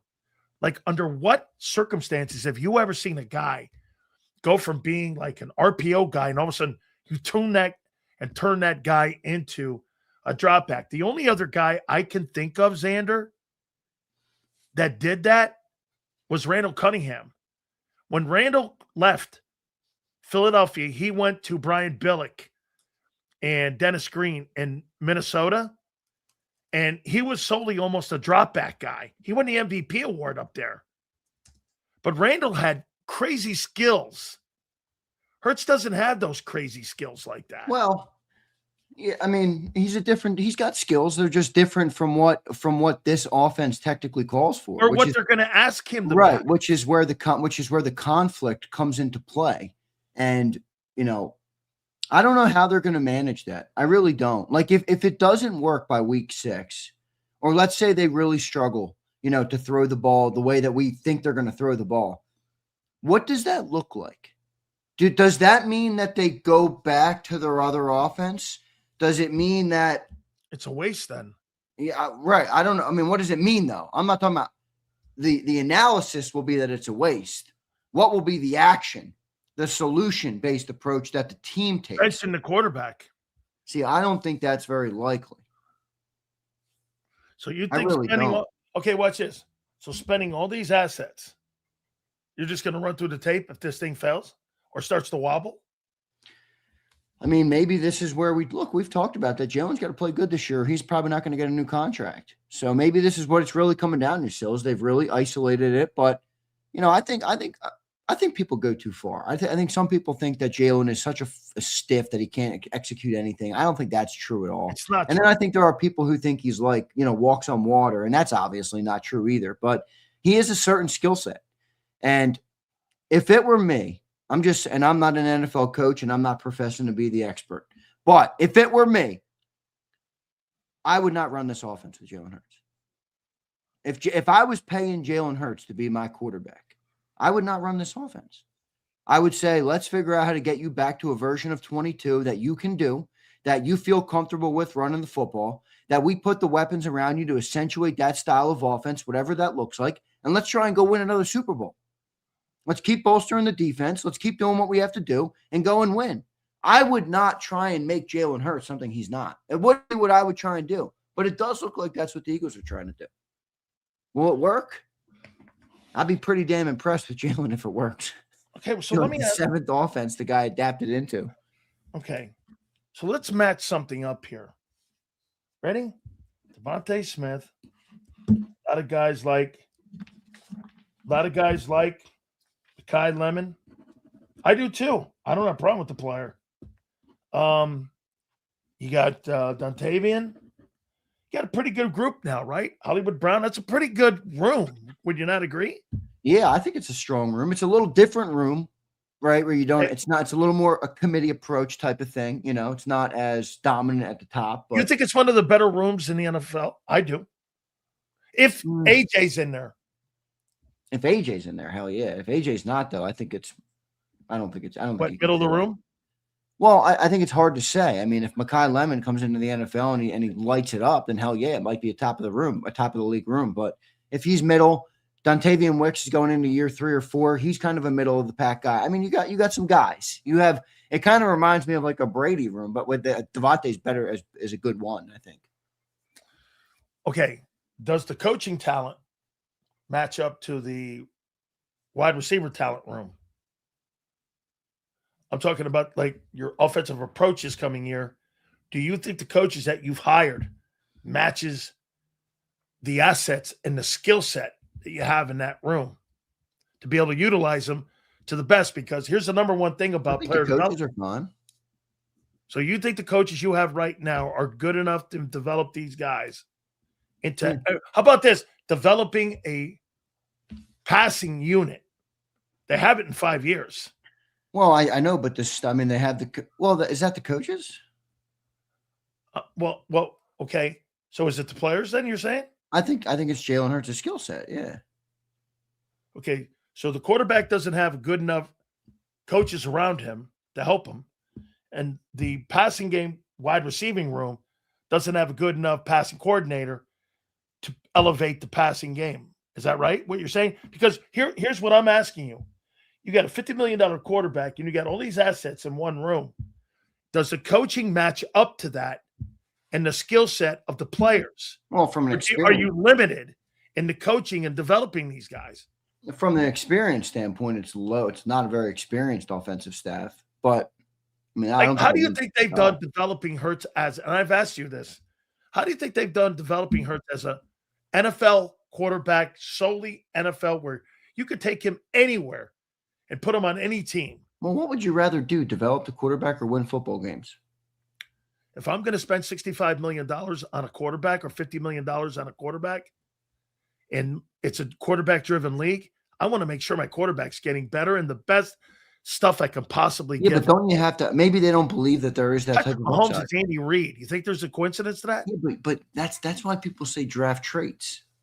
Like, I don't know if they believe that those traits are there, or else they would try and get it out of them. I mean, you have to, if you, in other words, you don't draft Cam Ward at number 1 overall if you don't think he has the traits to grow into what you want him to become. Like, maybe they don't believe that Jalen has those traits. Here's the problem I had with the Titans then. So the Titans went and evaluated Cam Ward. I told Cam this, that you evaluated Cam. You did all the work on Cam. You had everybody do that. You kept the fucking coach all the way until the 4th game, and then you fired him. I mean, how are you developing anybody when the guy that you had in the room who was evaluating him and was the guy that signed off on it going, yeah, Cam Ward's our guy number 1. And within 4 games, you fired him. That's why the Titans are a train wreck, because the Titans don't know what they're doing when it comes to player that guy development. was a stiff of a coach. Yeah, well, you know what I would have did was I would have fired the coach before I hired and drafted Cam Ward. Yeah, I agree. Get the guy that fits the guy's but you're acting like the Eagles coaching staff is Brian Callahan. They're not. Has Sirianni, I mean, dude, don't you think Sirianni, whether you like him or not, is not the point? Don't you think he's earned the right? I mean, he's earned the ability to hire a fucking coach. And he's earned the right to do this then. And this is why everyone in Philly's wrong about him being on a hot seat. If that's the case on what you just said right there, don't you think he's earned the right? He's earned the right to change the offense and turn it inside out. Yeah, that's what he's done. Yeah, he has earned it. I mean, if it blows up in his face, it's what he's done. I don't think that comes from Nick, to be frank. Well, I'll tell you what, Nick's ass is on the line for that. Well, when they hired Nick, they didn't bring him in to say, okay, let's make a running team. They hired him for Carson Wentz. So my point is, this organization, before Nick showed up, they wanted to be a passing team. Nick was the one who was swimming upstream. Don't you agree? And I think Nick, and you tell me if you agree with this. I think Nick hates Hurts' style and his skill set, but likes the player. I don't think he hates his style and his skill set. Well, I do. I think he thinks it limits him. Limits Nick. Yeah. Yeah. Well, how do you not hate that? Because he's fucking as successful as it gets. Okay. Nick, his thought process is probably I'd be more successful with a better quarterback. I mean, dude, I think that's a pretty big ego. If you're more focused on doing it the way you want to do it, as opposed to actually achieving what you want to achieve, then that makes no sense. In other words, if I have a vision for success, but I only want to achieve success based on the way that I predetermine, then that's a joke. I mean, there's a lot of different ways you're going to go, man. There's a lot of different things that can happen to you to get there. Sirianni wasn't hired for this style of quarterback. That's my point, though. I think the organization is saying you need to become a passing offense. After going 50-18 and 2 NFC titles. That's what I mean. You think Nick wanted to change? Nick won 11 ball games last year. I wouldn't have. I wouldn't have either. I don't think Nick would have. Do you think that pick you made last night improves your offense? It's lemon season, Sills. Or do you think something that would have helped Hurts last night was them moving up to get an offensive tackle? Or potentially, you're not going to get Love. Maybe you got somebody. That's why I wanted the Sadiq kid. What, you mean to tell me you think Lemon, when you lose AJ, isn't it the same thing? Is it? Would you rather have Lemon or would you rather have Wicks? Well, wait. Okay. So what do you think is going to be better in 2026? Devontae and Lemon, or AJ and Devontae? Well, but that's not the question, because AJ won it out. No, it's not, because AJ won it out anyway. Have you upgraded your offense? All right. So no, the question is this: is Devontae and Lemon better than Devontae and Dontavian Wicks? I don't know why all of a sudden. Wait, you've been pounding the table. The quarterback can't throw to three dudes. Dude, you've been pounding the table that AJ is going to be traded out of here. Now when they actually show you the moves that they're about to trade him, because you're acting like he's going to be here. He's not going to be here. I told you. Wait a second, man. I said the fucking pick doesn't fit the quarterback. It doesn't fit the guy. My point is, do you think going into this year, wait, let's do this, Z. Do you think that Lemon is going to be in the 2-hole or 3-hole? Lemon 2-hole. Okay. So then it's Devontae and it's Lemon. It's a downgrade from a year ago, isn't it? Yeah, but wasn't it? If we operate from the perspective of they were moving on from AJ, regardless of if they drafted Lemon or not, then it's an upgrade. No, you're downgrading in talent this year. Yeah, but they were going to anyway. Okay, so they're downgraded in talent. So they downgraded a little bit less. Oh, wait. If it was AJ to Wicks, it was 100 to 40. Now it's 100 to 72. Wait. No matter how you look at it, you downgraded the receiver position as starters. AJ. This is a BS. Holy shit. Are you telling me you think you upgraded? I did not say that. I'm saying. And what are you saying? You're saying now all of a sudden they're getting rid of AJ. We knew they were getting rid of AJ. That's not what I'm. Have you upgraded your passing game with Lemon and no AJ? No. Okay. No. If they didn't draft Lemon, did they upgrade the passing game? No. Right. So they've downgraded that position. Where in your offseason here have you gotten better? Medellin, Colombia. Stem cells, baby. Stem cells and the greatness of Sean Manion. That's where. It's a projection. You're hoping that Lemon can play better. You're hoping the new system gets more out of these players.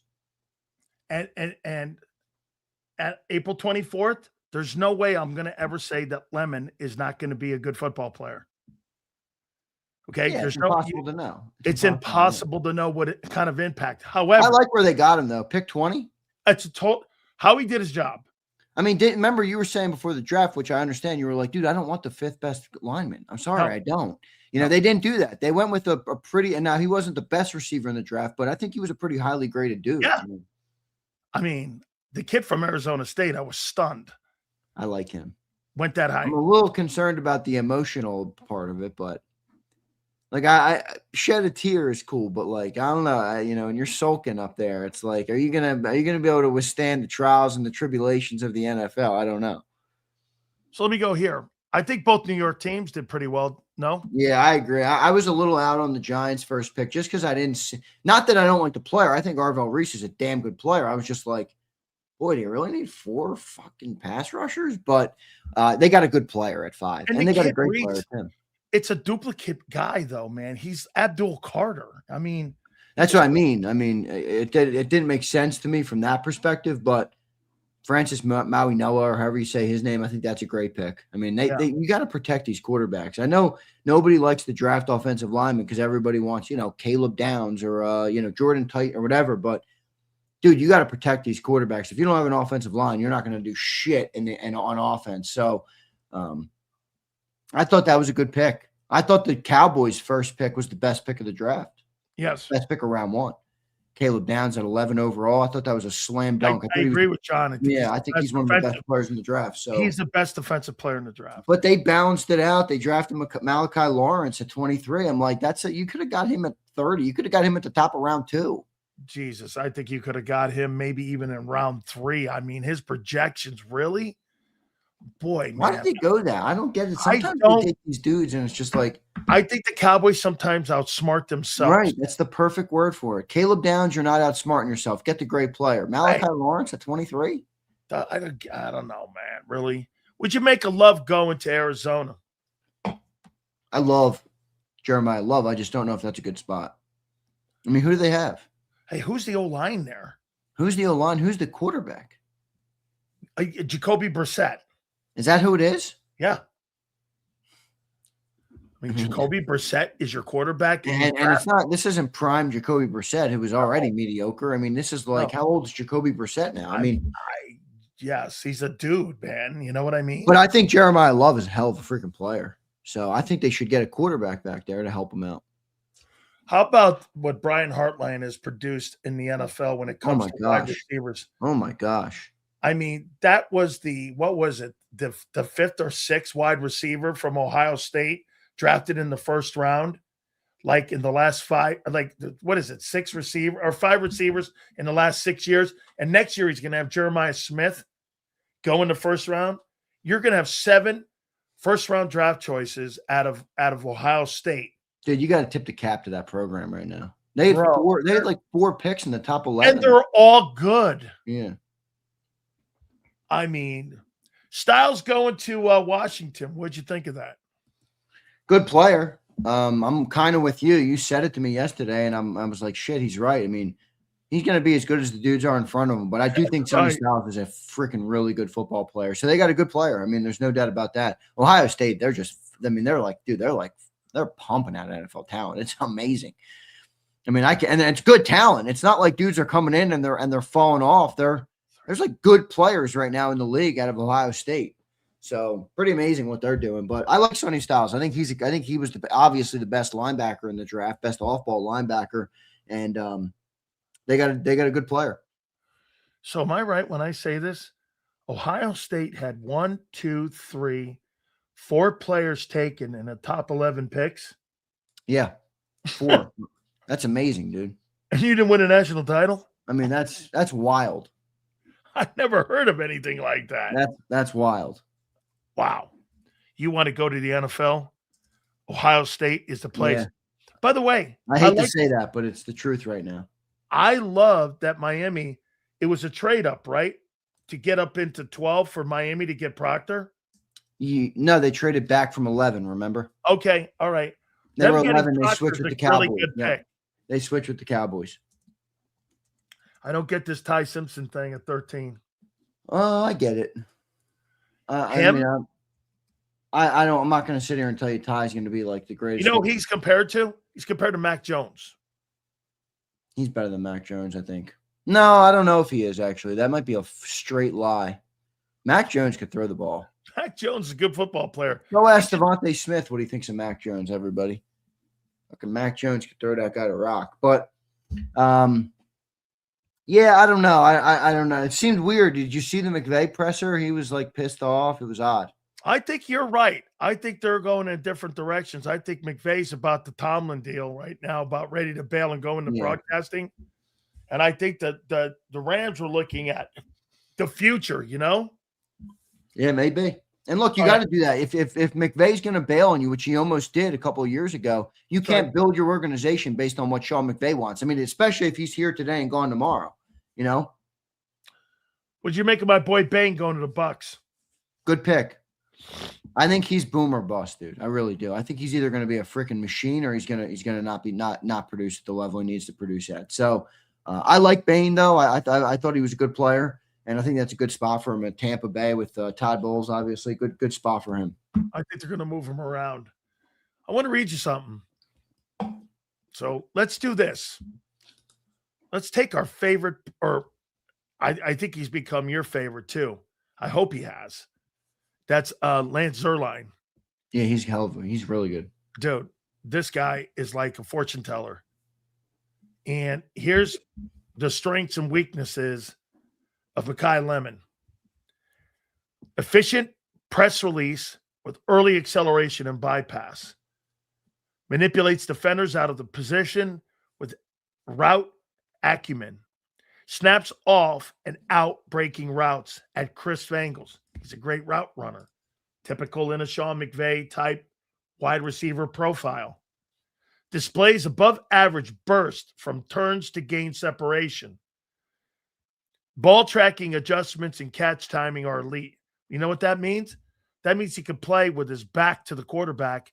And as soon as he turns, he's got ability to understand where he is in his equilibrium. As soon as he turns, Zander, he knows where he is on the field. He's got great skills. He's a very skilled player. That's a skill set. You know, yep.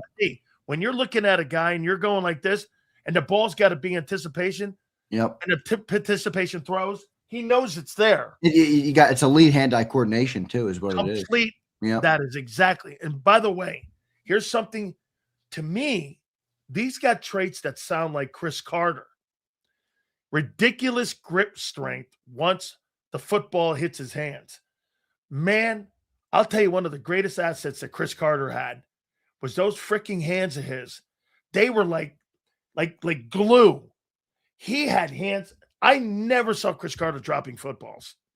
Just tremendous hands. Good patience with late catch adjustments to save his catch space.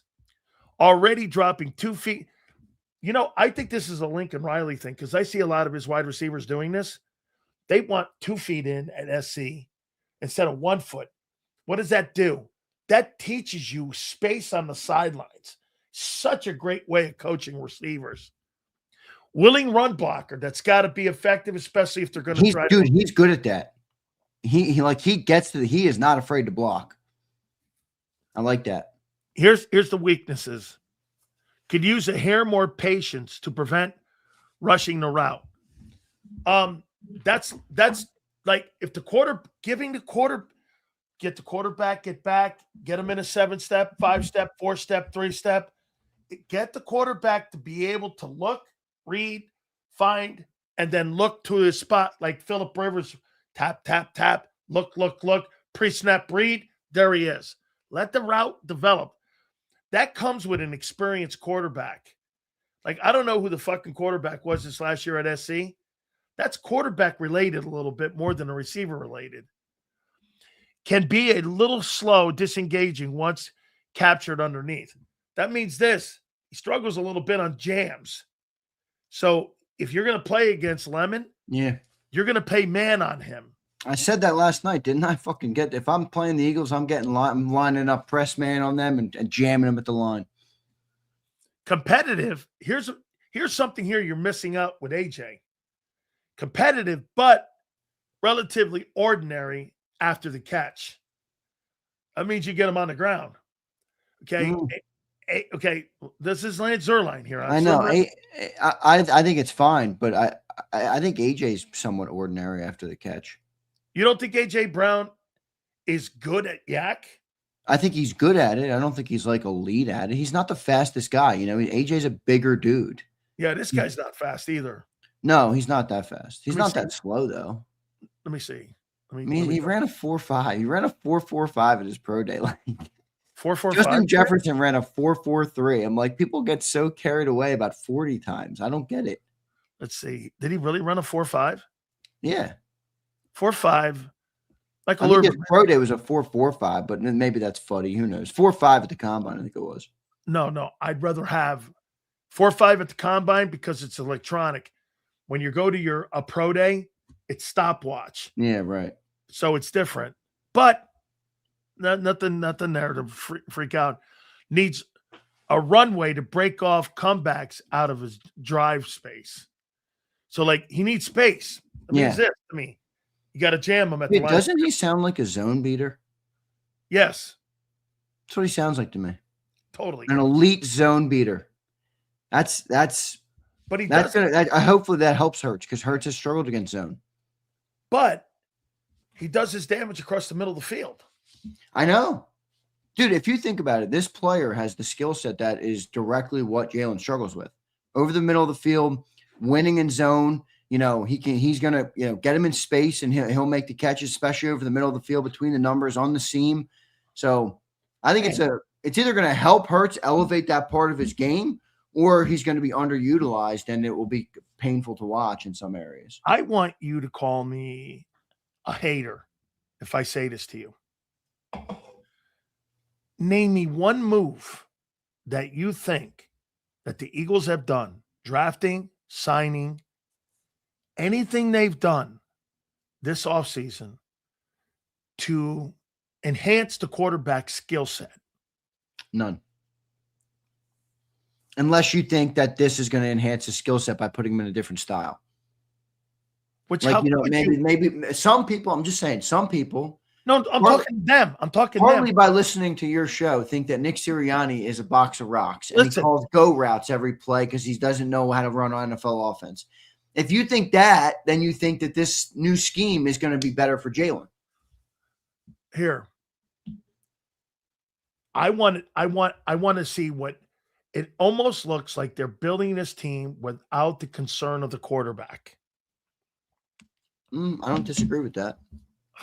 I said it a couple seconds ago. They went from building around their players to building a scheme and forcing their players into the scheme. And if the players don't fit, they'll swap them out. You have the O-line to run this? Oof. That's even more concerning. I mean, Landon Dickerson? No, that's not the right O-line. I think Cam will be fine. I think Steen will be fine. Lane, I think, will be fine. How about the running back? Too.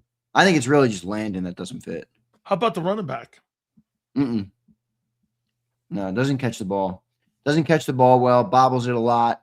Not great. Obviously good in space, but not a patient runner either. So those outside zone runs, you got to be patient. You got to let the blocks get there, and then you got to kind of get upfield.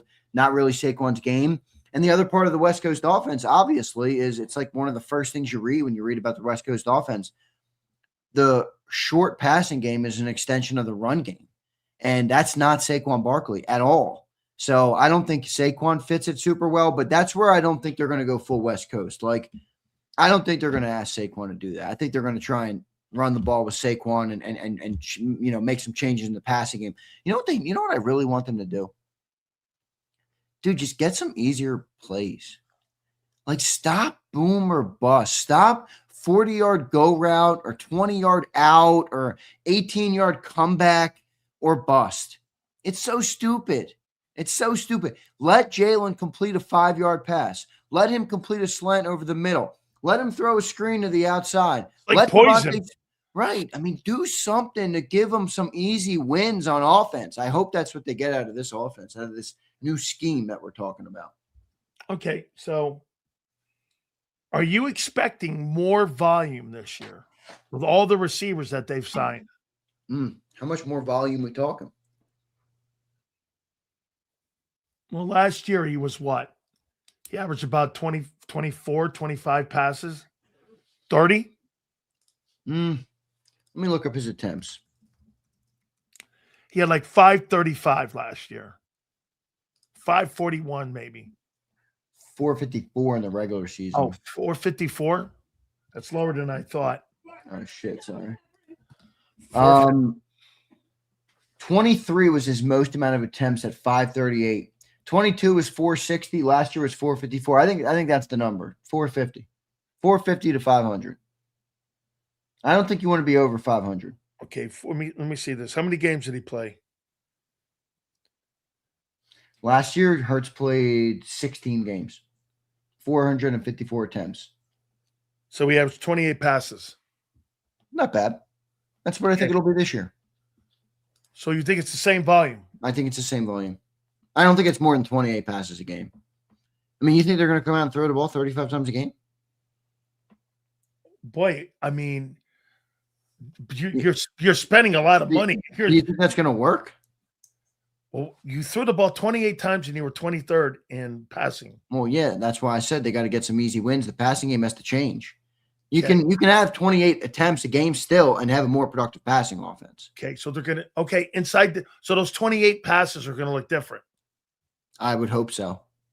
Okay. So instead of like 6 or 7 deep throws, there's going to be 4 or 5 checkdowns. I don't know how it's exactly. He does that. He goes for 4,000 yards.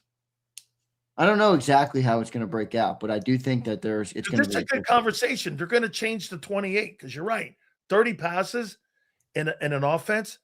I think that's true for most quarterbacks too. I don't think you want a quarterback throwing the ball 35, 40 times a game. Oh, you're behind then. Yeah, right. I don't think you want, and that's for every quarterback, I think. Absolutely. I mean, 28 is a sweet spot because that means you're playing from ahead. You can run the ball late in games. You know, you're running the ball to pick up first downs. You're staying ahead of the sticks. This is going to sound fucking crazy when I say this. AJ Brown doesn't fit what they want to do this. I know. I was about to say that earlier when we were talking about Lemon. He just doesn't fit. He doesn't fit. Wait, Z, maybe they're making the offense not to not fit Hurts. They're making the offense not to fit AJ. He's a one-dimensional guy. He's a one-dimensional guy too. That guy never moves. I know, but he's more. He's like the offense hinges more on Jalen's skill set than AJ's. So I think it's more about Jalen than AJ. Yeah, well, I'll tell you what. I mean, AJ doesn't fit either. No, I don't disagree. He's gone. Why are you all of a sudden acting like he's going to be here? You've mentioned him like 5. No, I'm preparing everybody. Have you done a full bait and switch here when they actually show you they're about to get rid of the guy? You're like, he's coming back. Once you get rid of the guy, I told you, you're not going to be as good. You're just not. It's not. Sean Mannion. They gave this guy everything he needs to be successful. Yeah, they like Sean Mannion. Gave him his Packer receiver. Got him receiver in the first organizational round. This offensive switch is organizational. It's not only Nick. I'll never believe it. I'll never believe Nick said in his office with the door shut as the head coach of the team, the best way for the Philadelphia Eagles to win in 2026 is completely changed to a West Coast style offense. There's zero world that happened. Zero. I've never heard a coach with that kind of success ever go. Can you imagine Jimmy walking in going, we're going to move off Emmitt Smith? That's what he had the end of year owners meeting with Jeffrey Lurie. Jeffrey said, why don't we try to run what Kyle and Sean do? And Nick probably looked at him like he was bonkers, but Jeffrey Lurie gets what Jeffrey Lurie wants, no matter how passive aggressive he says it. Jeffrey Lurie's walking around going, hey, I'd like to have that yacht. Oh, yeah, I'm going to go buy that yacht. I want my offense to look like Sean McVay's offense. I think Jeffrey Lurie's like 7 years old. I want my offense to look, damn it, just like everyone offense, except for this. Dude, he's been dreaming of the passing offense for a long time. Man, I mean, holy shit. All right, Z, what do they do in the next 2 days? It's a good question. I do not think they'll trade for Grenard now. No? I think too many defensive contracts coming up. They already gave away 2 of their picks. They only have 2 picks on day 3, dude. Okay, well, here, let me ask you this. In your opinion, you think you're getting anything out of this dog shit draft the rest of the way? That's what I mean. I'm good with them trading now. Why not go get the Minnesota kid then? Well, I think in round 2 and 3, you can get a tight end. You can get a depth offensive lineman. Give me Jennings Dunker. I like Jennings Dunker. You don't know Jennings Dunker? No, I have no idea who Jennings Dunker is. Dude, let me show you this guy. You'll buy him. Where do he play? This guy will be like the next Cooper DeJean for you. Where do he play? Iowa. Okay. Kirk France guy. Fucking savage, dude. Look at this guy. Look at that mullet. Are you kidding me, dude? This guy looks like 6'5", 315. This guy's a fucking unit out of Iowa. Give me this offensive lineman. By the way, they produce really good tight ends up there. They produce a lot of good players, Iowa. Yeah. Oh, yeah. Kirk France is great. Come on, man. You're telling me you wouldn't be happy if they drafted Jennings Dunker in round 2 or 3? I like Jennings Dunker. Yeah, you do. I knew you would. I knew you'd like Jennings Dunker. You think I'd waste your time? Look at it. That guy's like a bigger version of Cooper DeJean. He is. He is. He's like a ginger Cooper DeJean, dude. This guy's hilarious. Here's my 5 guys that are best avail going into the second day tonight. I got that kid Warren from Toledo. Manuel McNeil Warren, great player. And I'm going to make a comment after this. Terrell, cornerback Clemson. Yep, Avion Terrell. Kate, you know what? This kid, Caden McDonald, the DT from OSU, Ohio State. Cassius Howe, edge. I thought Caden McDonald should have went round 1. Here's what I'm going to say to you. Cassius Howe, edge, A&M, and Denzel Boston, Washington, wide receiver. Here's what I'm going to tell you about these 5 guys. It's like apple pie and cherry pie. The only reason these guys didn't go in the first round, Xander, is because one GM liked apple pie over cherry pie. These guys are first rounders too, dude. You know what pie I like? Money pie. Lemon pie, bitch. Hey, you know what pie I like? I like Rossini pie. Oh, stop. Oh, stop. That's a Diddy move for you. Hey, listen. So Rossini you get pie. Oh yeah, no. That's contaminated pie. That's more than contaminated, my friend. Yeah. I told somebody this morning. You know, the one thing I'm very proud of, I've never, ever fooled around on my wife in my entire life. You know why? I love me too much. Okay? I love me too much. I love my wife, but I love me more. You know why? Because I got to be true to me. You're a fucking savage. Hey, all right, let's go here. Hey, I'm just telling you. I don't do it because of her. I do it because I've got to have character. Well, listen, I gotta believe in something, right? I think whatever her husband's name is, he ought to get to the doc. He ought to get. I think they ought to put that guy under a watch. He got to get the paternity test out. I don't know. Some people are into some weird shit nowadays. Who knows, dude? Name a kid after a guy you're banging. I mean, I wonder. That'd be like my wife coming and goes, "Hey, Sills, remember my old boyfriend? Who? Billy? Yeah, I'm gonna name Dee Dee Billy." I'd be like, "You ain't naming her shit." The kid looks like Vrabel. That's not. I don't know. I've never seen the kid. I don't know what the fuck. Look at his hands. You see how big the kid's hands are? Oh God, Sileo. Oh man, what a mess that thing is. It's really a humiliation ritual is what it is for the guy. I mean, it's totally humiliating for him. Wow.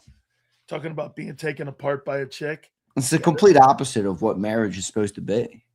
You know, I mean, you get humiliated by your wife like that. And by the way, all the clips coming out, I mean, these are things that came out. These are things she said before this ever came out. Like, I mean, there was shit from 2019. She roasting the guy on national television. I'm like, who the fuck raised you? Why would you talk about your husband like that on national television? It's insane, but whatever. That's what it is. Hey, man, I mean, Vrabel was at their wedding. No way. No fucking way. I bet he was. No way, dude. I bet he was. I bet he was, man. Oh my gosh. Sounds like a wild, sounds like a Christy Nome type of relationship to me. I don't know. I don't know. Keith, I saw that this lady learned from Jada Pinkett. This lady's in the on the Jada Pinkett tree, whatever. Yeah, no, she's a winner too. So you like to pick Lemon? I do. I like the player. The player is a little bit different than the fit, but I like the player a lot. So you did nothing to help your quarterback in that first round. What do you mean, dude? Makai Lemon's helping the quarterback. If you can't throw the ball to the quarterback, that's nobody else's problem but yours. The player that you needed to help you out over the middle of the field and in the slot is there. I do think the Eagles have lacked a good slot receiver for many years. When's the last time they've had a good slot? Queasy? Since Hurts wasn't the quarterback. Queasy City? 29 receptions for the number 3 wide receiver in 5 years. That's what you guys average. Anybody who plays in that 3 hole, and it's a collection of dudes, You get 30 catches a game out of that spot. Now, all of a sudden, you're going to turn into Sean McVay, spreading it out. Bang, bang, like he's Patrick Mahomes. Bang, bang. That's not happening. The guy needs a Tokyo phone book to look over the middle of the field. I mean, this guy. I mean, come on, man. He's like a step stool. No shit, dude. Yeah, well, he's going to have to produce. It's put up or shut up time for this offense. Not only Jalen Hurts, but everybody on that damn offense. I have one last one here for you, Z, before we get it to the supers here and we get to Mike here. Let me see something here. GRA. Eagles year to year. Let me see something here. Just one last thing. Indulge me here. So let me take a look at this. So let me go back. Let's see here. 2000. Let me see here. There it is. Let's go to 10. Let's see any wide receivers. Riley Cooper. Okay. 2011. No wide receivers. 2012. Marvin McNugget. Okay. 2023. No wide receivers. 2014. Jordan Matthews, Josh Huff. Okay. Let's go Marvin McNutt. 2015. Nelson Aguilar. Huh. All right. Yeah. All right. Let's go to another one. Mac Hollins, 2017. Wide out. What do you mean? That guy's still in the league. He's your boyfriend's favorite target. Let's go here. JJ, what's his name? That was Jeffrey Lurie. Jeffrey Lurie wanted to go. Okay. Jeffrey Lurie vouched for him. Jalen Rager in 20 and Johnny Hightower and who would have thought Queasy Watkins at 6th round would have been a better pick than Johnny Hightower. John Hightower. And John Hightower had like one good touchdown in a preseason game one time. I never saw him again. There's Devontae. There you go. Look at that. What about the 18th pick they sent for A.J. Brown? Was that a good use of a first-round pick? Yeah, because they went and got an established player. Let's see. Then they got Anis Smith, John Wilson. Listen, Makai Lemon has landed. I'm just asking you. Makai Lemon has freaking landed. How do you think Howie's history's been like drafting wideouts? It's not great. It's not extensive. Devontae's the only one recently that's been a hit. But Jalen Rager wasn't really him, I don't think. We got to read some supers, dude. Let's do it. King of Philly says, got to give Howie credit. He's going to trade up and get his guy Lemon. He did the same with Devontae, Carter, Davis, and DeShina as well. It's time to get cheap on offense. Rent is due on defense. It's true. It's probably what they're thinking. I think Howie did the right thing. Javion Dillingham, what's up, brother? I got a feeling we're about to see a mix of OU and 22 Hurts, but more experienced. I think this scheme will be perfect for the team. David, I appreciate you, bro. Hey, my friend. I can buy that. A mix of Oklahoma and 22 Hurts? Hey. Dude, that's like you took the 2 greatest years of Hurts' existence and put them into a pie and said that that's what we're going to get this year. Hang on here. I'm going to tell you something, and Lawrence Taylor would tell you. Don't smoke crack. Go ahead. Stay off the weed. I think that's all. All right. Holy cow. Hey, did the Bears not have a pick? They picked Dylan Thieneman. Good pick. Oh, okay. I just thought they were going to go O-line, but I don't think they liked who was left at O-line. I can't blame them for that. You know, I thought the Texans reached for that guard, Rutledge. He's a good player, but I don't think you needed to take him in round 1. I like what the Ravens did with that kid from Penn State. Yeah, Vega. I actually thought the team that played the end of the round 1 the best was the Niners. Yeah. They dropped back twice, added a bunch of extra picks because they knew the guys they wanted weren't there. Yep. So they didn't need to take them in round 1. I thought that was a smart move by them. Yeah. Can you imagine Mike North dealing with Diana Rossini? we got Mike's take on this, right? Last week? Yeah, but now we got new ones coming up because we got new. Yeah, now we got baby Mike in a paternity. Now we got baby Mike. Baby Mike. That's what you said. By the way, because little Mikey Braves. Because the Eagles took a wide receiver last night, his boy A.J. Brown his career in Philadelphia is pretty It's much done. on vapors, right? It's done. It's not even on vapors. He's gone. Here's last one. Watch how you talk about Howie Sills. He's gonna bring your boy Coach Taylor over. You'll be wearing a Gator jersey before you know it. LOL. Listen to this. Here's the rumor. Jason Taylor will become your defensive line coach in 2027 if Hurt gets the coaching job as being the coordinator. Well, let's see. I think that's a real thing. Does. Maybe Vic stays. Well, I'll tell you what, I'd like to have Jason Taylor up there coaching your team. I'd rather keep Vic. Thanks, Jason. But well, if Vic decides to pack it in. If he does, I think they're going to be a good defense this year, and Vic's going to want to keep working with Cooper DeJean. Yeah, I think Vic's going to be at the golf course next year. I don't know, dude. Vic strikes me as one of those dudes that just wants to work. Yeah, to beg him to stay. I'm young, but I can project 50 years into the future, God willing, if I make it there. I don't think I'll be retired. Hey, no way. You think Mike North will move to Hammond, Indiana? He better. You better sell the crib and move over to. Is that done? That's not official. Oh, I don't know. I think it's closer than you think. Oh, God. It's Hammond's a sewer. I used to want to go to Soldier Field. I got no interest in going to a Bear game once in my life ever. If that happens, they got a great hot dog there. I'm not kidding you, dog. It is. I've had it. All right, I'm out of here. Sales, good stuff, man. Draft coverage tonight. I'll see everybody. Well, I'll be live most of the whole entire night tonight. All right, brother. I'll see you, man. Thank you so much, Big Z. Love you, man. All right, dude.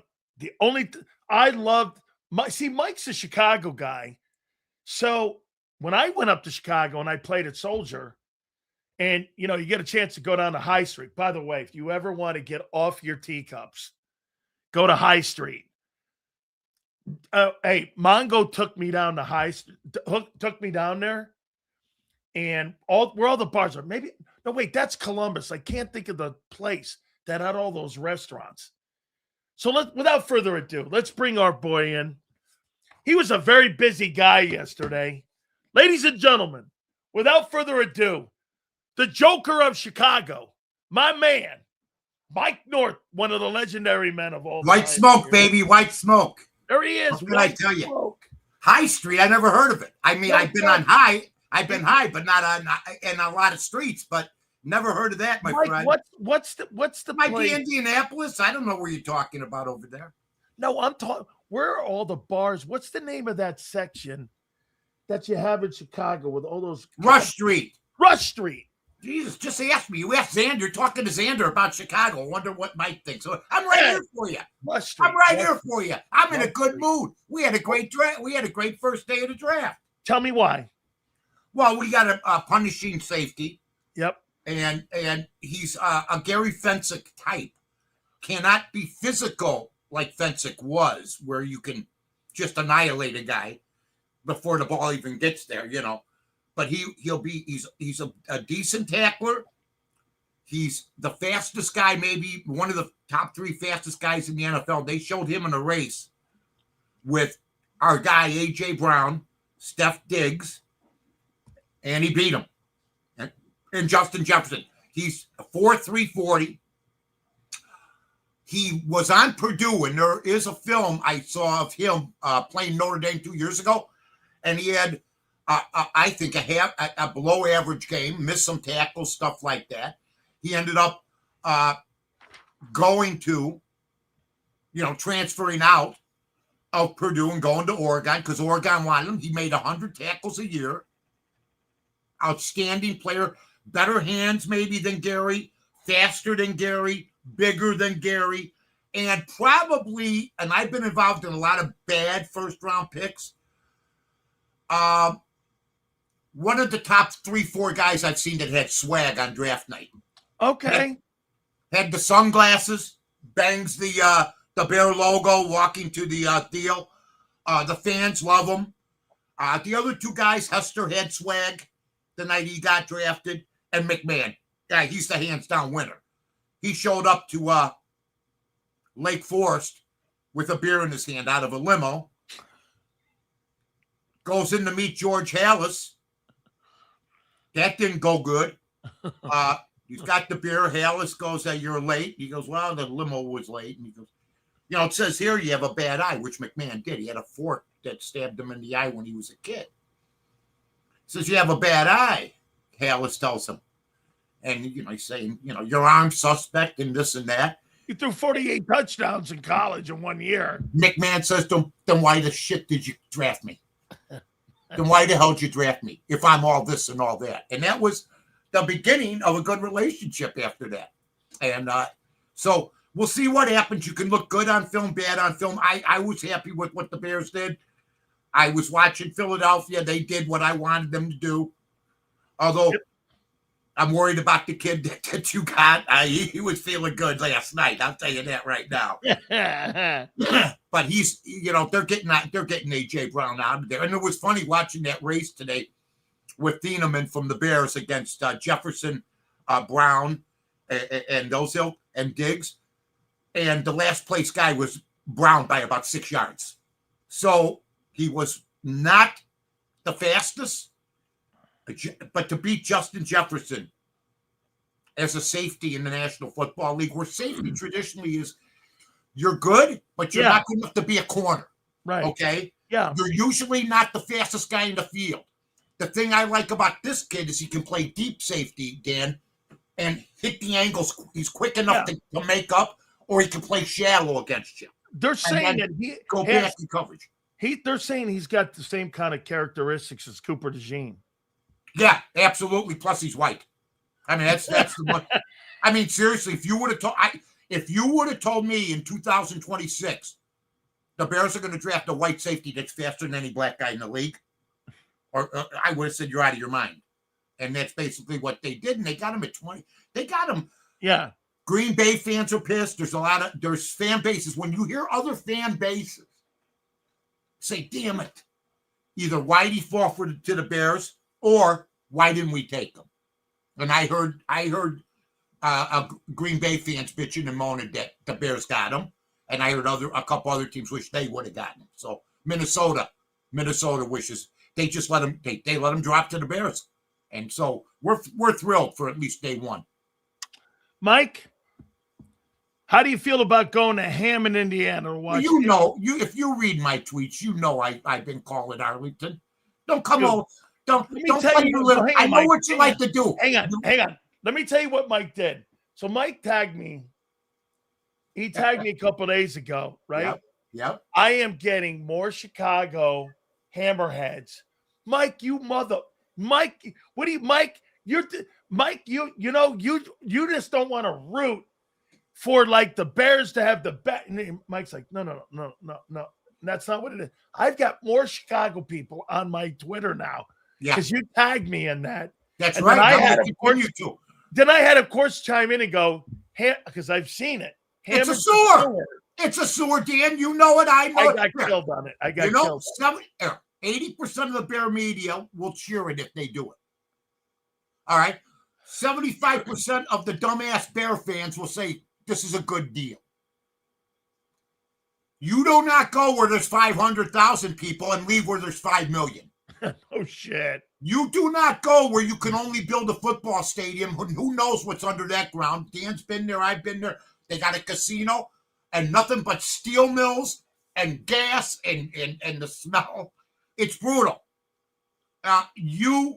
Mike, it hasn't been productive since the 70s. Right. And then on top of it, well, they got a casino, the Horseshoe, and it makes so much money. You think Hammond would be like New York by now. It looks like Mayberry. Yeah. Okay. Plus, the fact that they had the layout at Arlington, and I was just by there the other day. You could put 5-6 things there.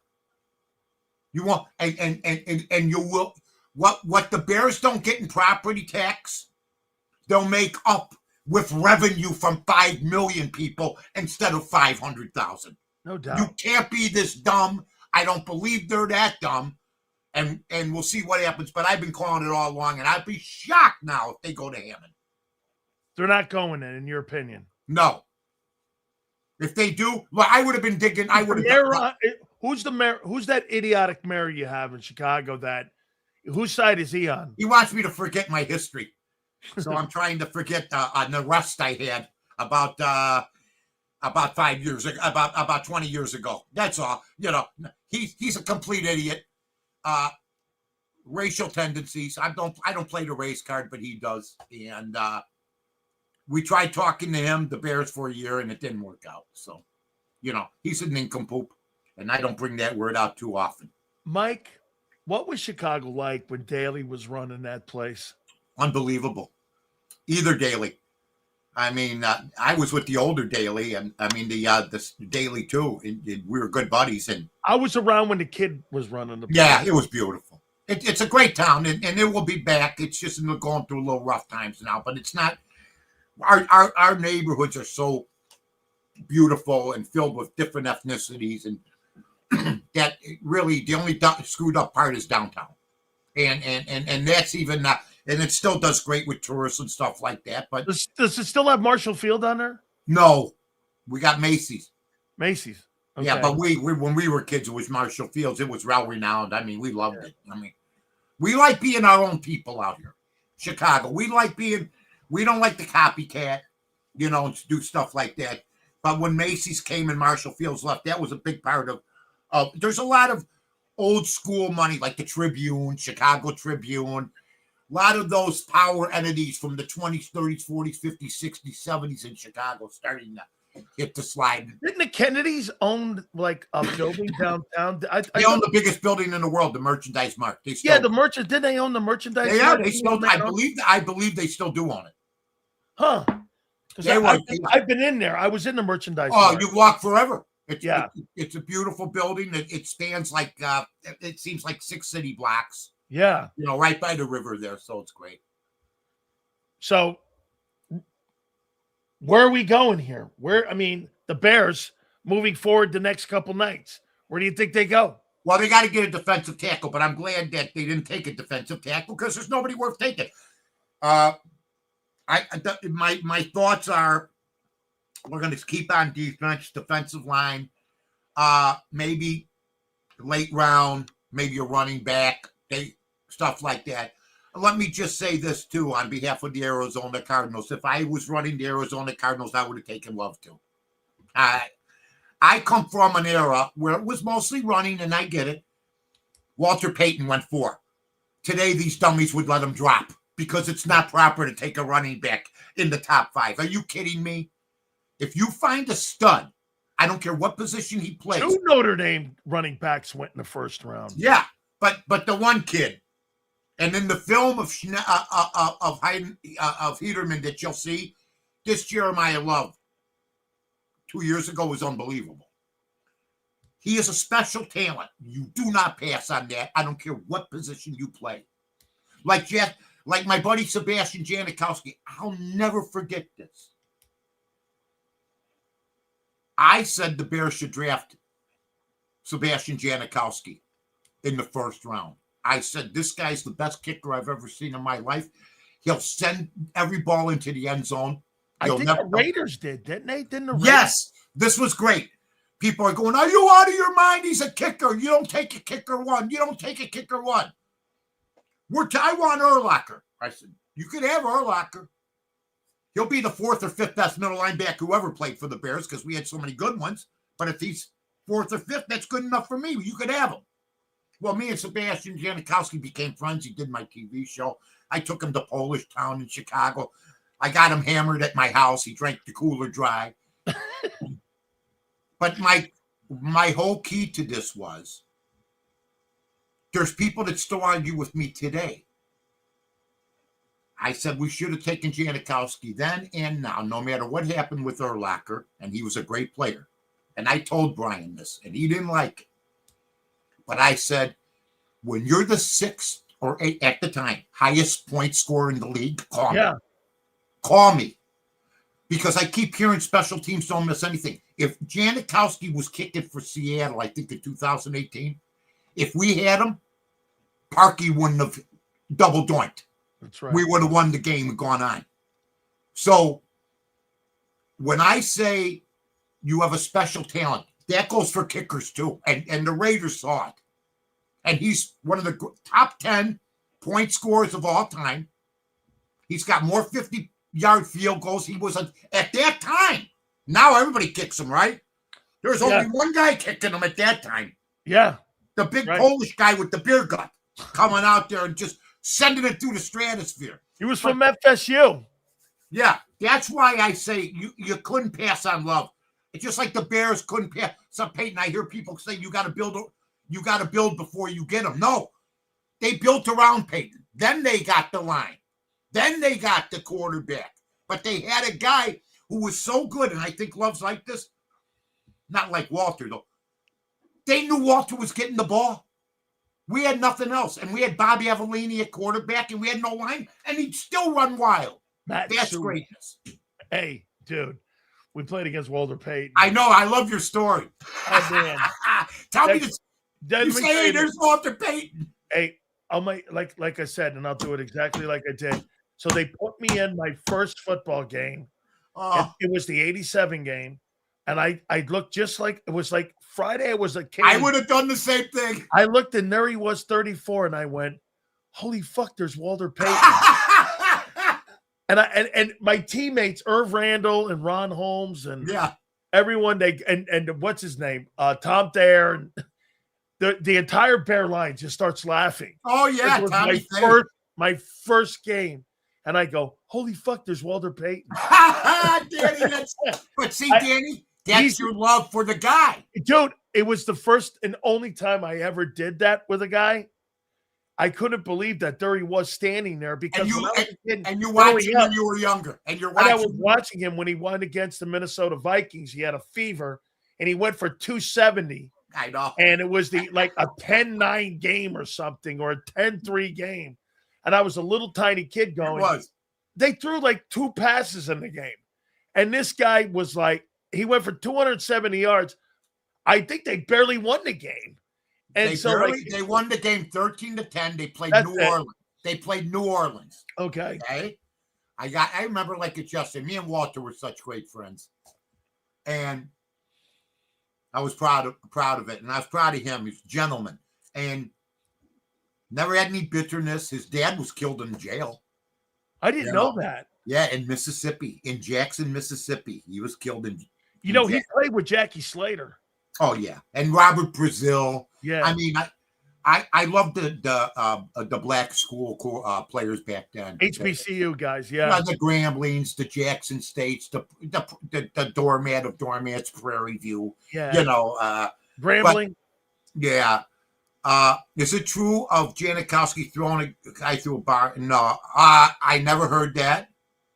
But I had a cooler. Al Davis loved him. Yeah, I had 2 beer coolers, and there was like 6. We came after my TV show, and we had limos and everything. We came back to my house. He stayed down there till 3 a.m, and we pounded. And he told me how he was happy and straightened out with everything.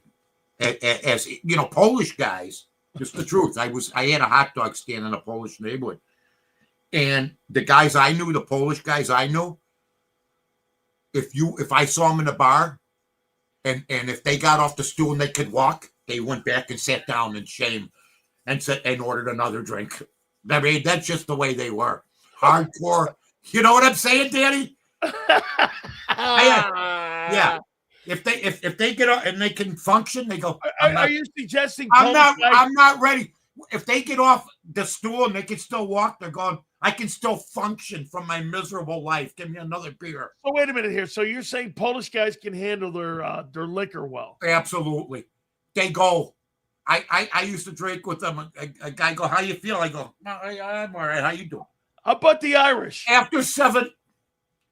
Listen, I'm half Irish, I'm half Italian. I want to drink. I just don't know why. You know what I mean? I want to drink. I don't want to pay. The best thing the Irish look. I was raised Italian for the most part. My dad was Irish. That means you were raised cheap.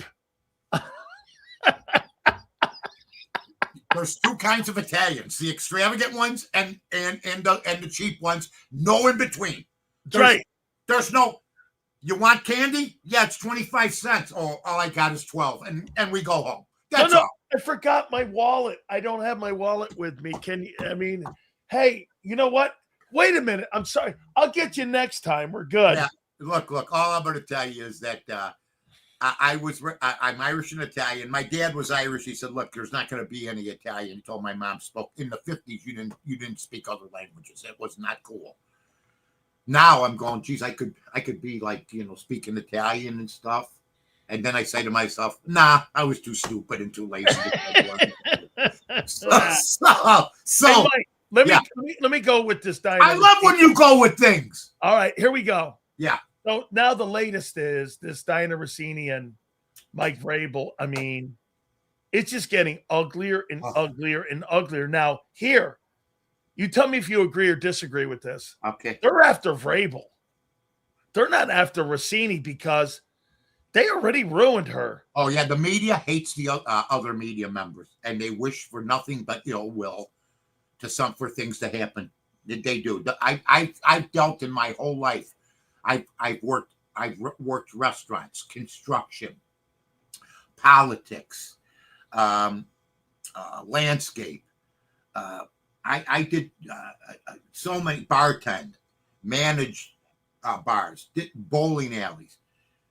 The rottenest group of people that hate themselves because they go to sleep at night trying to remember what they got to lie about tomorrow is the media.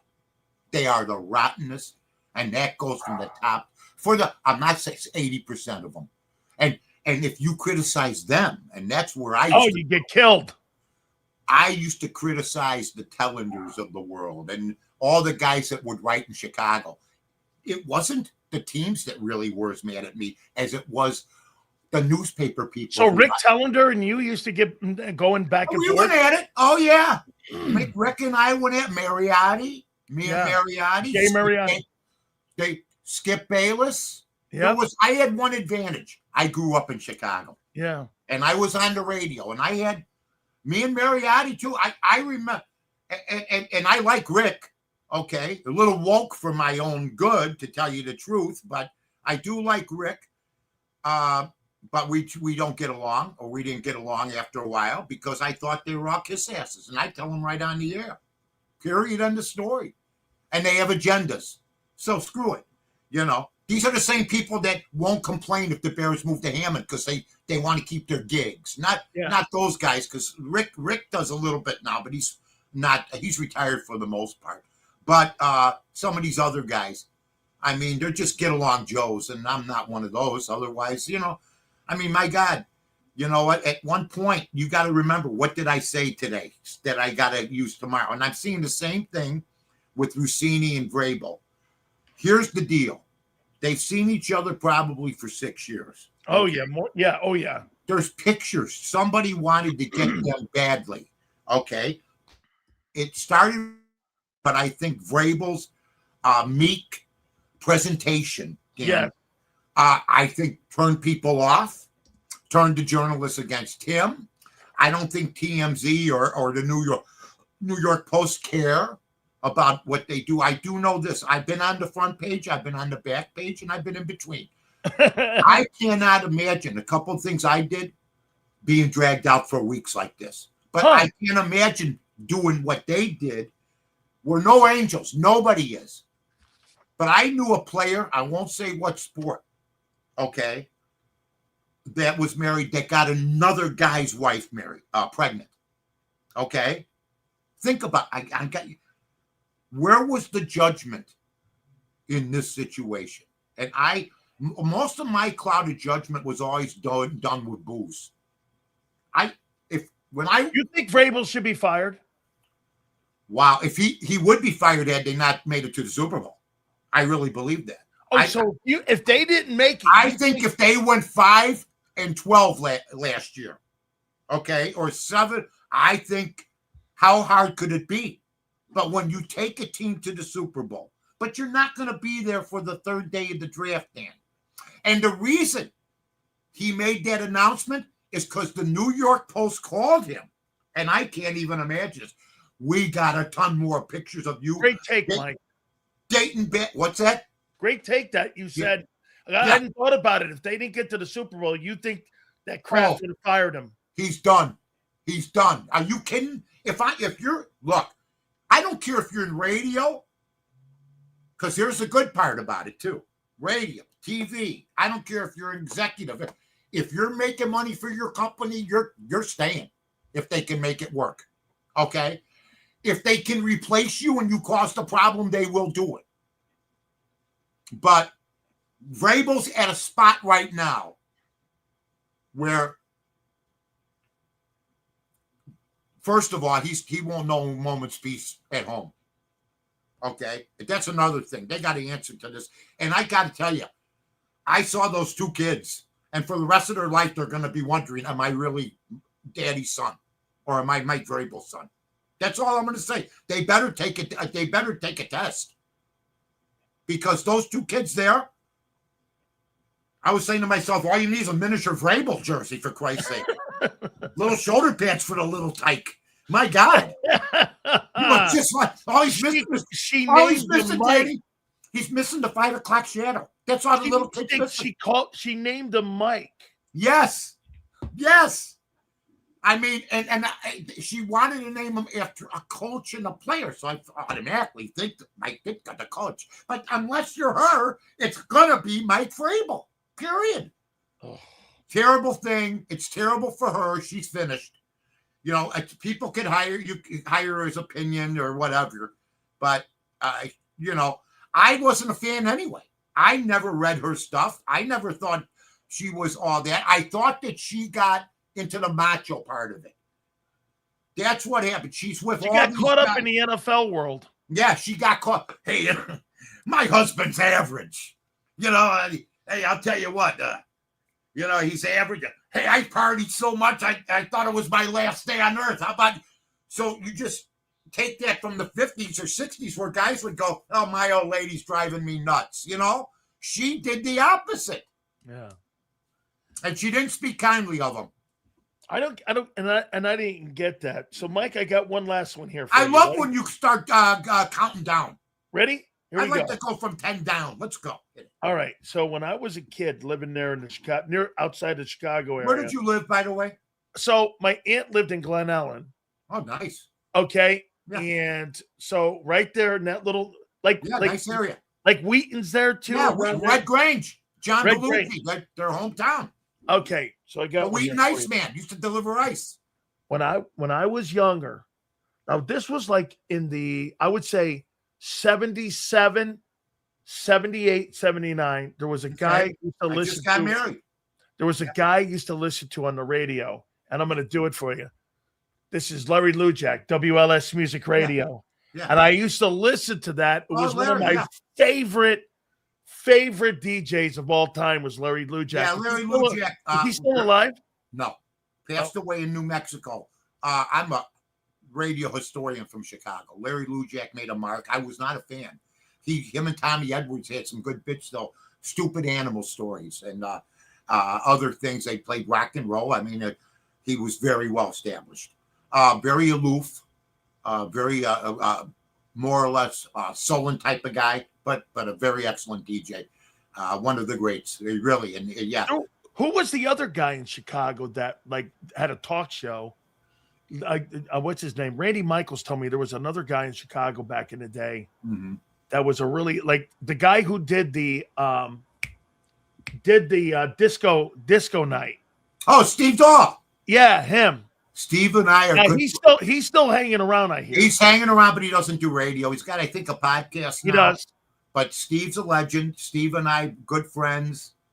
And he was a guy that when I worked, I was dumping garbage for the city. I'd have the Walkman on and he'd be on. And then what it was like for me, when I got into the business, I got to meet these guys. And they were, you know, it's Howard Stern. And Howard Stern stole Steve Dahl's act. No way. Yes. They were both from... Randy told me he's one of the greatest radio guys of all time. Howard Stern, when you listen to Howard Stern, we heard that before Howard Stern came around. We heard that in Chicago from Steve Dahl. And then Stern stole it. Period. How'd you get into the business, Mike? May I ask? I was reading. One day I was at my hot dog stand. I owned 3 of them. And I was reading the Sun Times, and they said that there was a station XRT where I knew a lot of the people that came into the hot dog stand because we weren't far from them. And the owner was Danny Lee, and he was going to start a jazz radio station or a cool country. And I'm reading the paper, and I tell my wife, I go, "BB." He goes, "Yeah. There's got to be somebody should start a sports station. Somebody should start a sports station because there's none here in Chicago. I mean, we got a couple of sports. What year is this? 1991. Okay. And there wasn't sports talk radio in early 90s? No. I started it. So ESPN 1000 there. No. I was the rival. Who was the score? Me and my friend. We started in 92. What happened was... You started the score? Yes. Well, Danny Lee came into my stand. What is that? What is that? 670 now and 104.3. Danny Lee came in, the owner of WXRT. There's a line of people. I said, "Hey, what are you doing?" He goes, "What do you mean, Mike?" I said, "Why aren't you starting a sports station?" Now I was doing small sports shows on radio you had to buy. They didn't have podcasts back then.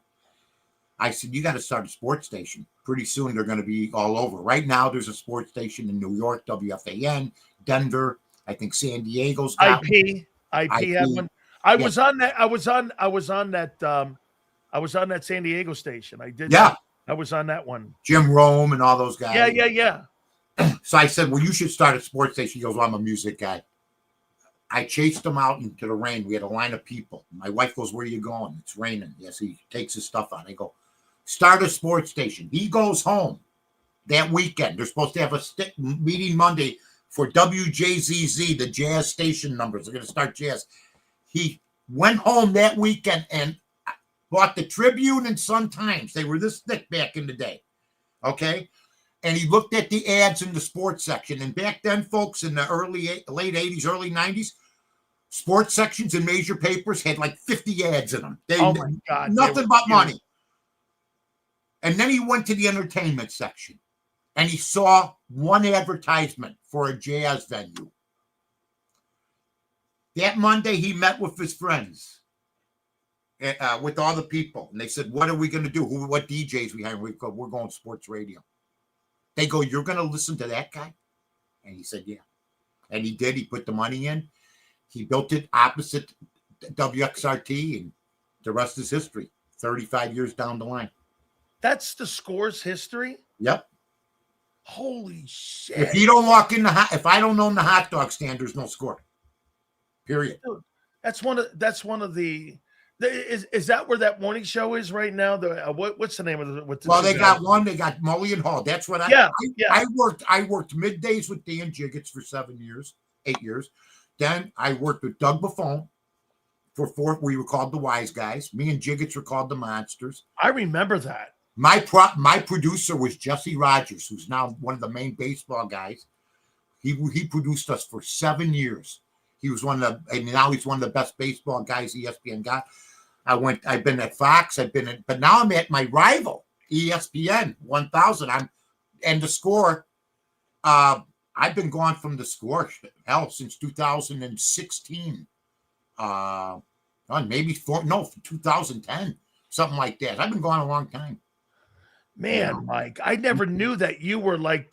I was you were the guy. I was. Don't. There's no. Danny Lee just died about 3 years ago, 2-3 years ago, and I met him for 3 hours.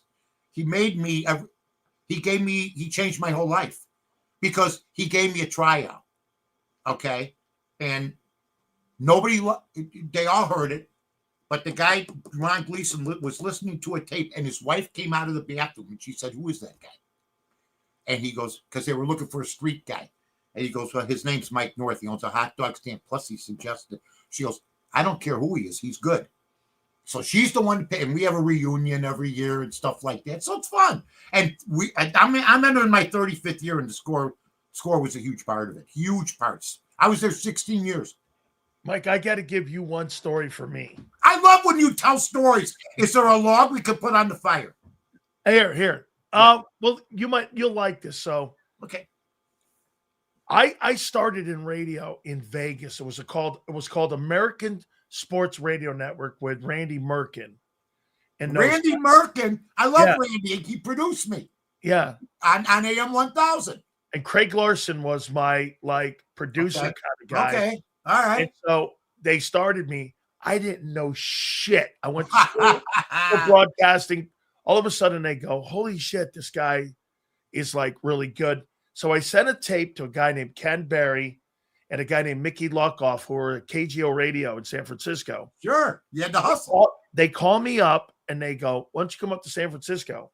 And I go, yeah, well, he goes, listen, just come up. So I meet those guys. This was a news talk station. Yeah. So I was going to do sports updates on KGO. And it was Rosie and someone else. This was the guy that talked to the serial killer that was the Scorpio or whatever it was. Scorpio, yeah, with the Clint Zodiac. It was a Zodiac guy. And so all of a sudden, Bob Agnew, the program director, goes like this at KMBR. He goes, what are you doing over there? I go, I'm doing updates. He goes, you making any money? I go, I'm kind of just scraping along. I'm living. He goes, why don't you come over here? I go, you want me to resign? So everything in my power was to say no, because KGO was a bigger station. They had the Niners. Sure. And so I go, okay. Bob Agnew gets a hold of me. It was Susquehanna Radio at the time. And he goes, you're doing updates. You will never be a radio host as long as you live. And I go, all right. So I'm doing updates. Well, the guys at Candlestick, and this guy can't. Why do people say stuff like that too? Because I had a guy tell me this guy is, as good as you, if not better. I disagree. Why are you even telling me that? I know. And so get this. So the guy's late. Agnew comes running in. Oh. All right. You're on. And I go, about time. Yeah. And he looked at me and he went, about time? I go, yeah, I've been sitting here for 6 months waiting for this moment. And I'm going to kick this guy's ass who owns this spot. He goes, he couldn't believe I said that. I get in there and I just ripped a new one. By the way, Pharrell was on the station at the time. And so I'm just killing it. So Pharrell left to do On the Bench, the very first national broadcast show. And so John Madden calls up Bob Agnew and the president of the place. And he goes, this kid Sileo is spectacular. Bob Agnew calls me in his office. He goes, how'd you like to do Sports Phone 68? And I go, 6 to 10. That meant I have to do post-game show for the San Francisco Giants. I'm interviewing Bonds. Oh, yeah. I'm interviewing Dusty. Your guys. All those guys. And all of a sudden, I'm talking to 500,000 people at night. I'm doing 28 shares.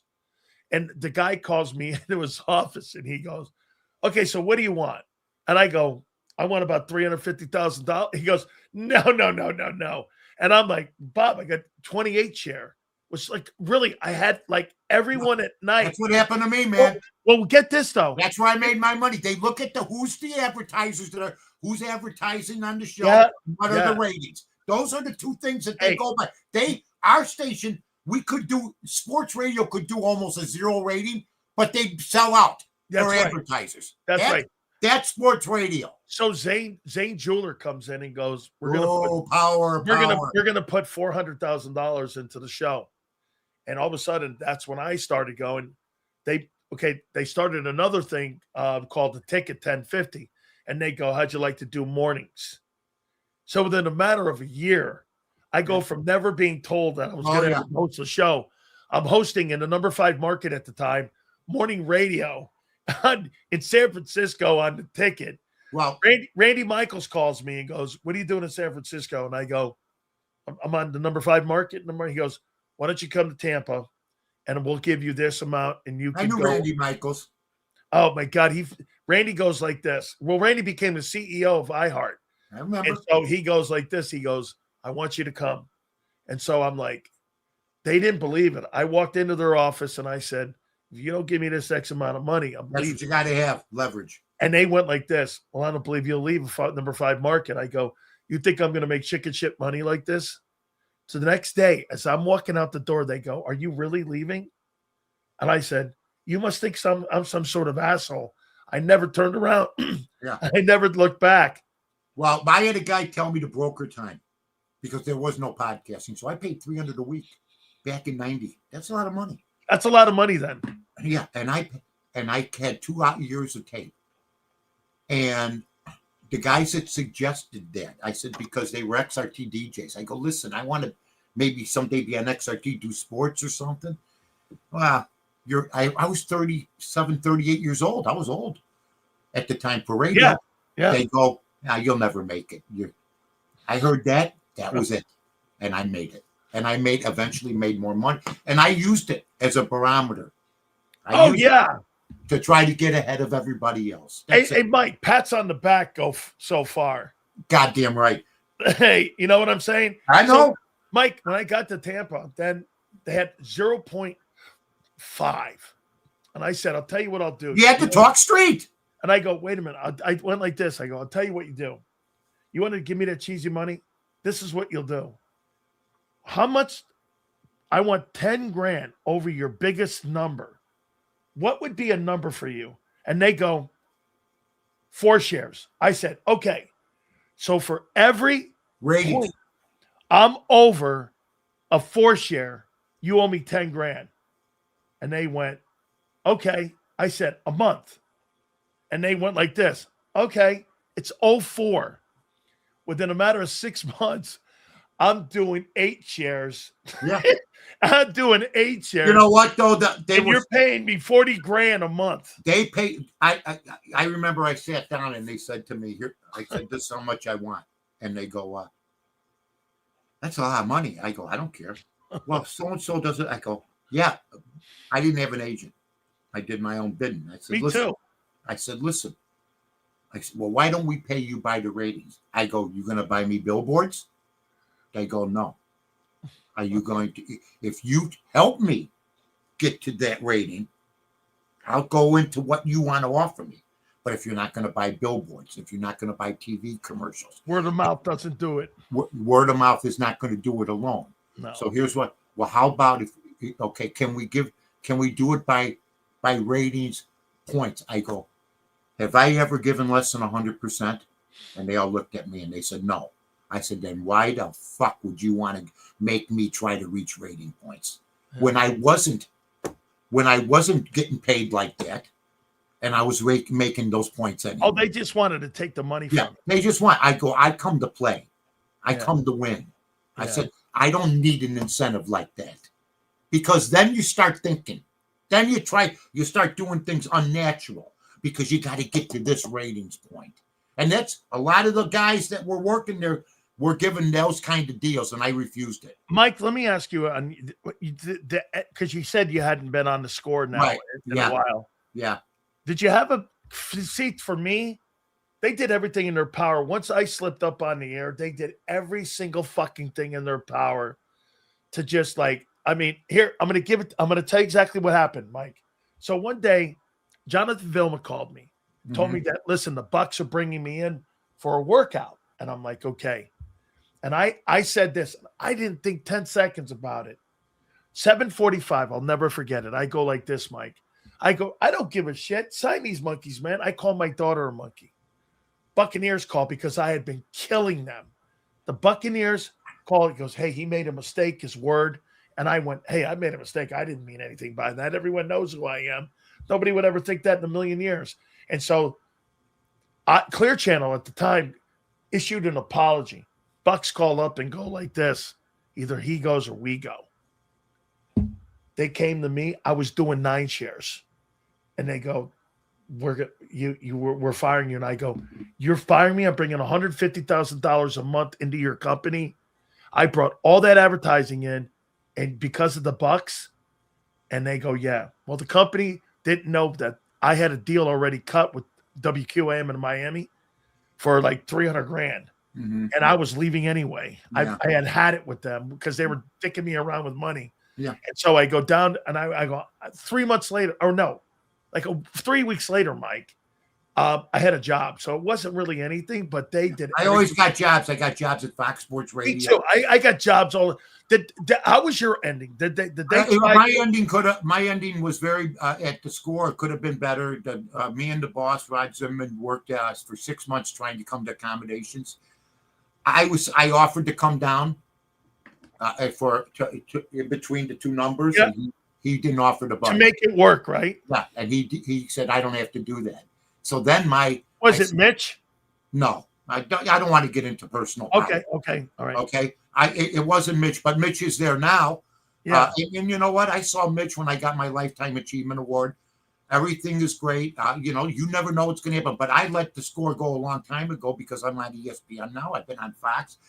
Will I be back someday on the score? Maybe, maybe not. You never know because I'm not going anywhere. Am I right?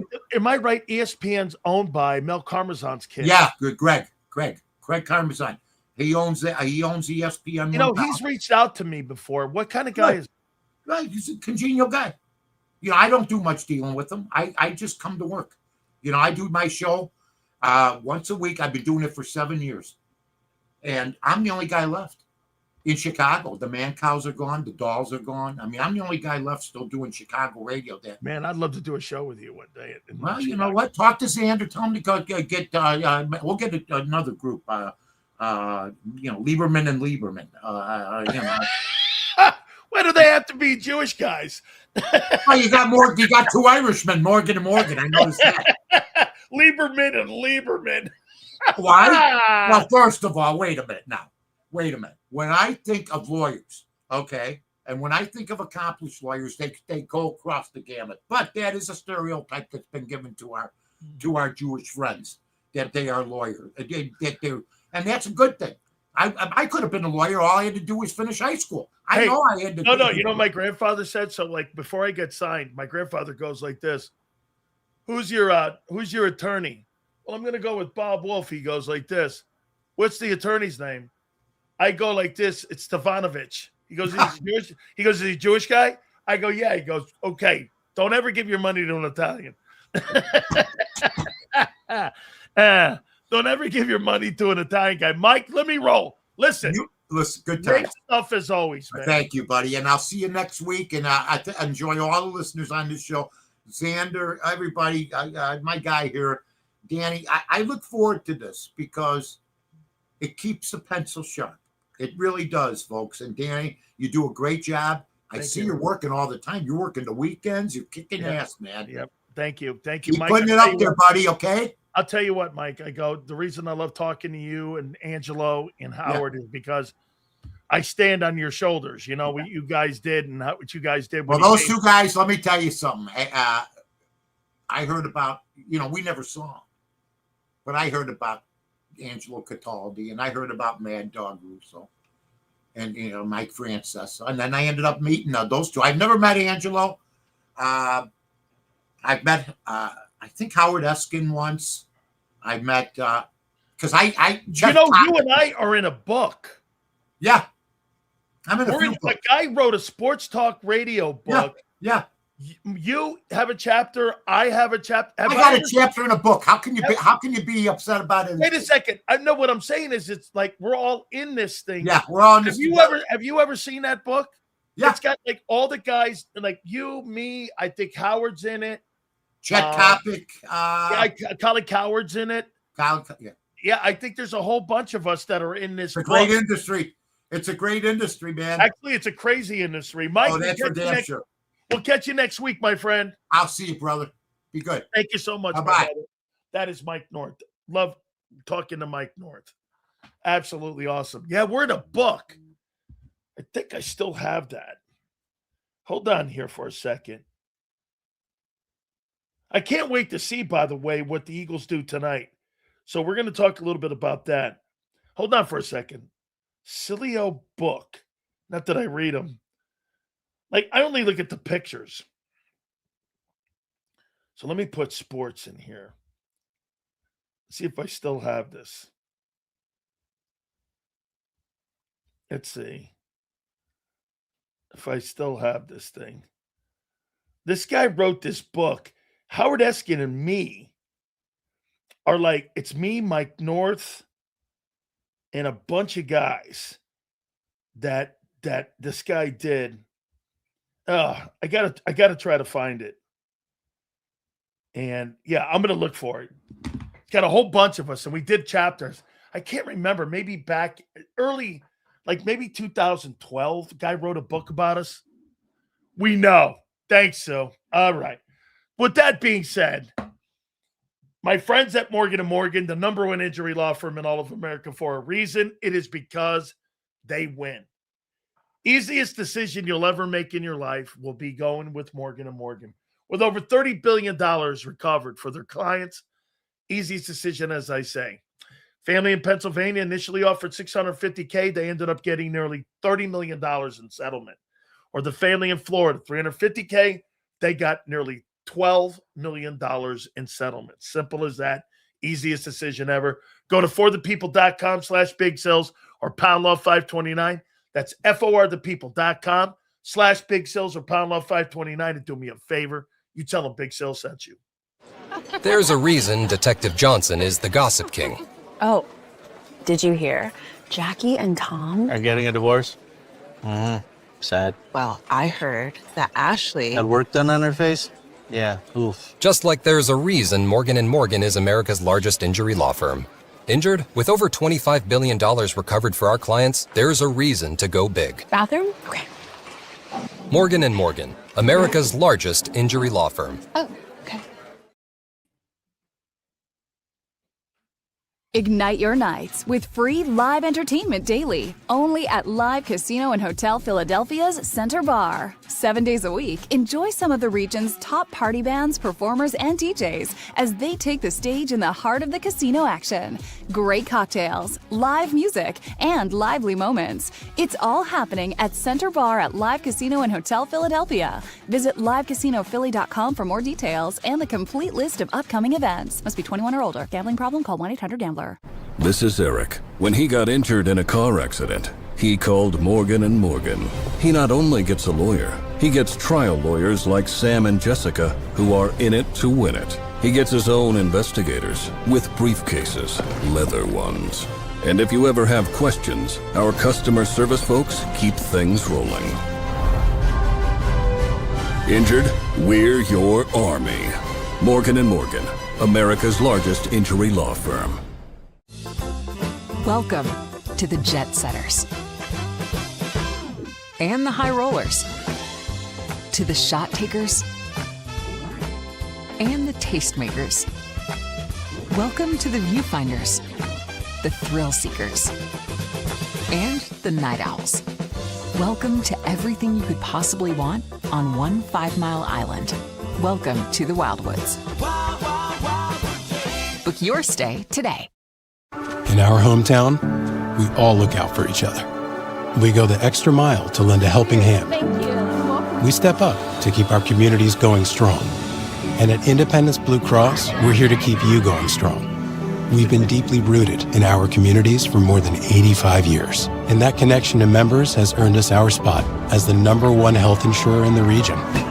So while you look out for your neighbors, know IBX is always looking out for you.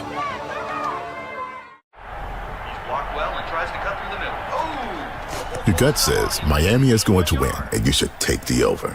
Your gut also said your NFT selfies would only go up in value. They didn't. But your head is on Sports Grid and knows the QB is in concussion protocol. The backup has a 45 QBR against the zone coverage. The New York D has the most sacks in the league. So yeah, trust your head. It's smarter to be on Sports Grid. EAGLES. Eagles.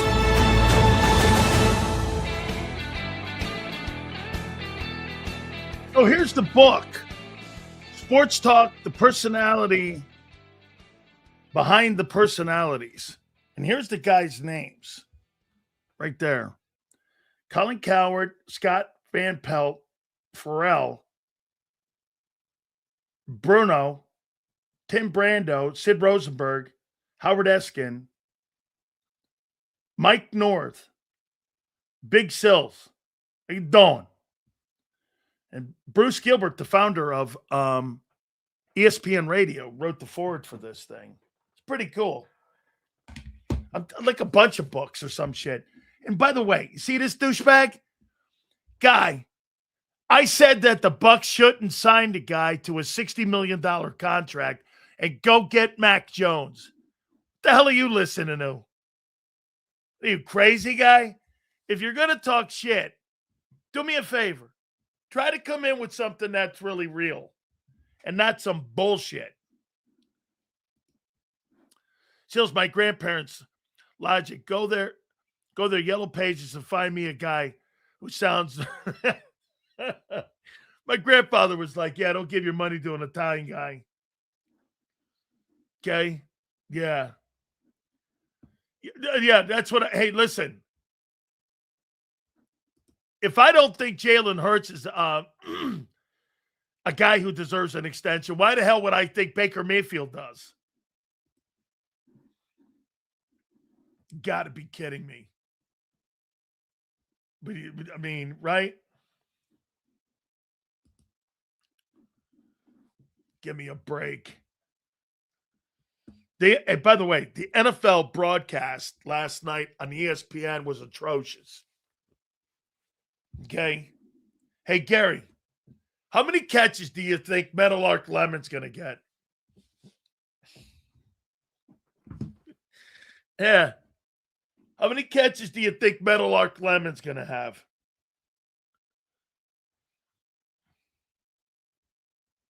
What do you think? 60. Okay.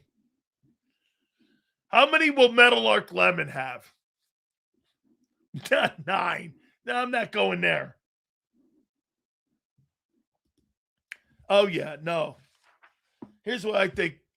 Here's who I think lemon meringue pie has. Let's see here. Let's see. I think that, what do you think, Kyle? 35. Well, no, AJ's not here. 56 catches, 700 yards, and 6 tutties.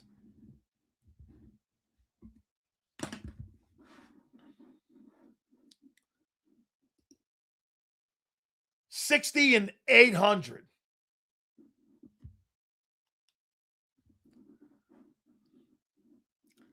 Here's what I would say. Okay, well, wait a minute. This is a good little game here. Hold on for a minute. Take AJ out of this. Let's go over here now. Okay, depth chart. Okay. We're going to take AJ out of this.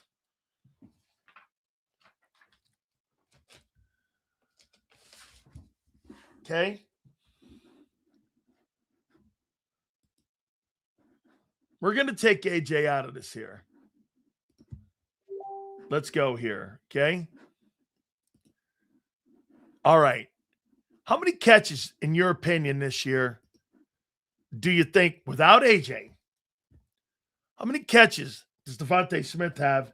And give me his yards.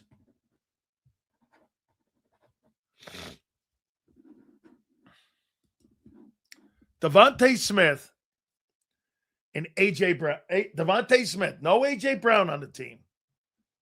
Yards, catches, and touchdowns. How many do you think he has? Yale, he's not having 1,500 yards.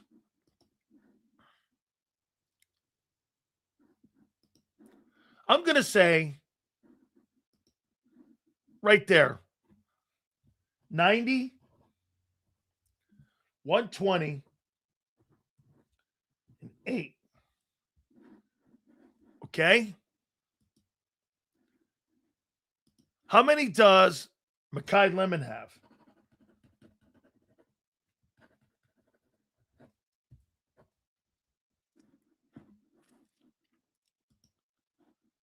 Lemon. How many will Lemon have? No AJ on the team.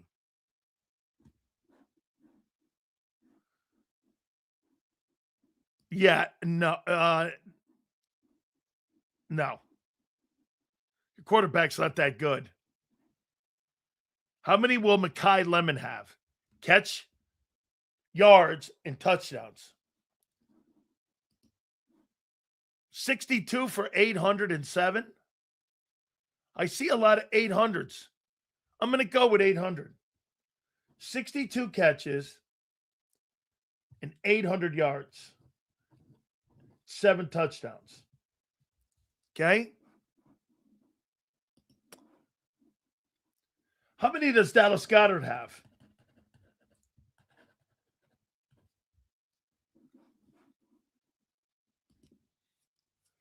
How many will Goddard have? Catches, yards, and touchdowns. Let's see. 52. 3. Okay. We are going to love Lemon.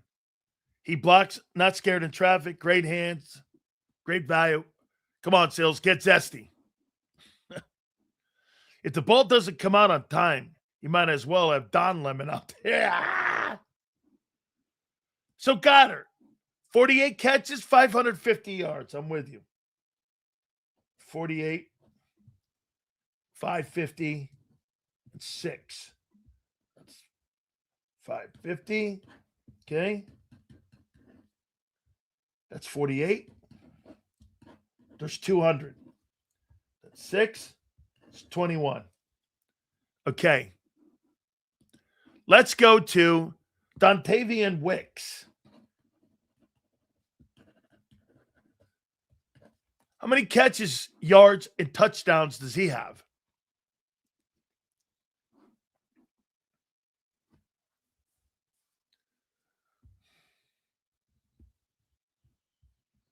I like this little exercise. Twist says 30 catches, 400 yards, and 3 touchdowns. Let's go with M. Reyes. Reyes has Dontavian Wicks at 850 yards. Actually, I can't do that because it's obscene.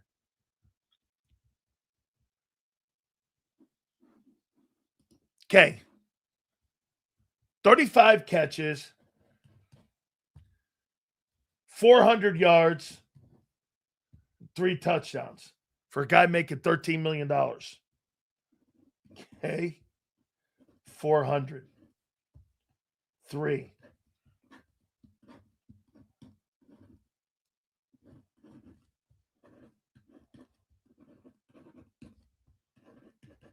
Okay.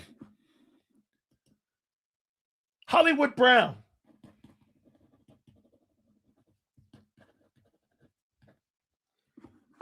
Catches, yards, and touchdowns. How many?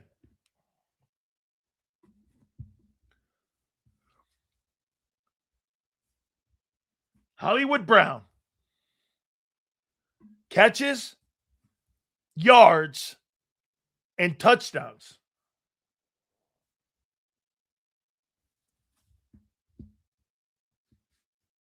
You're not cutting Hollywood Brown. He's your deep threat. None of these guys are fast. Yale, he's the only speed guy you have. You don't have any speed guys here.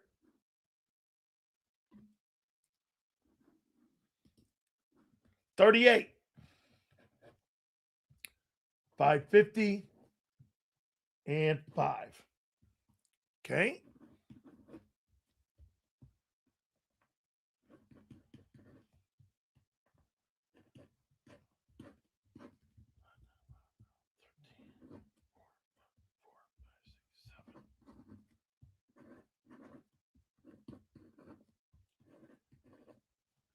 And one last one.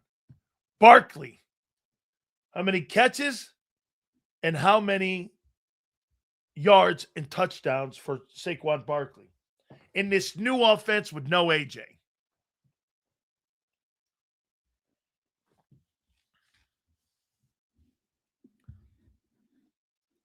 How many?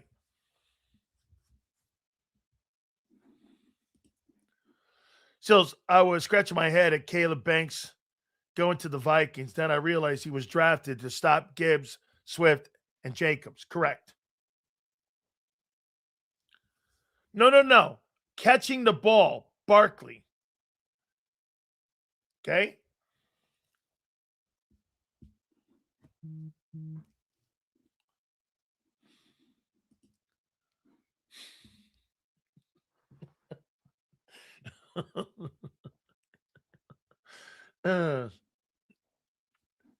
Here's Barkley. 24 catches, 324 yards. 24. 325. 3. It's all right. 24. You got to have a screen game. Okay. So there's 300. And you got 385. Okay. So you got 39, 85, 32.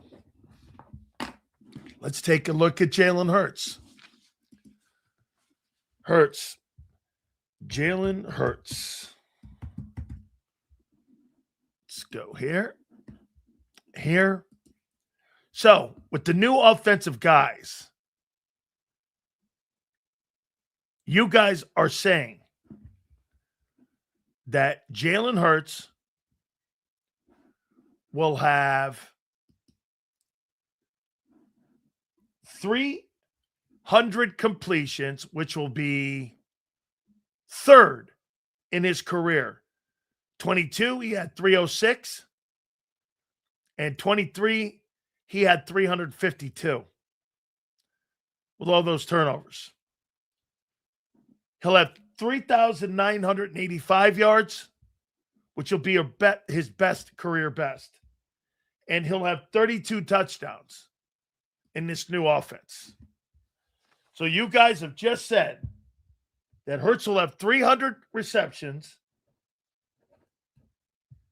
3,985, and 32 touchdowns this year in this new offense. Is that correct? Basically 4,000 yards. He'll have 4,000 yards and 32 touchdowns and 300 completions in this new offense. Is that right?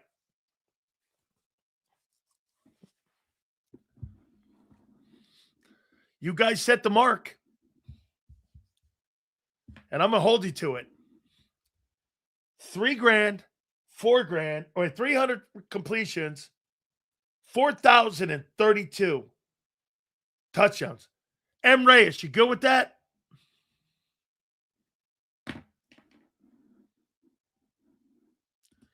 I'll remember that, okay? Sills, is there any chance the Eagles trade up to 20 while the Panthers went on the clock at 19 and the Panthers took Monroe Freeling unexpectedly? I think Howie absolutely took a look at it and took best player after Freeling went. Why? He's never accomplished those numbers ever in his career. Conservative? He's 7 years in the league and he's never done that. He's never thrown for $4,000. He's gotten nowhere near 32 touchdowns. And nowhere near 32. What do you mean conservative? He's never done it. Conservative? He says that's conservative when the guy's never approached anywhere near 32 touchdowns or 4,000 yards. How's that conservative? They're career years. So you guys are saying new offense. Okay, an offense that he's never run before.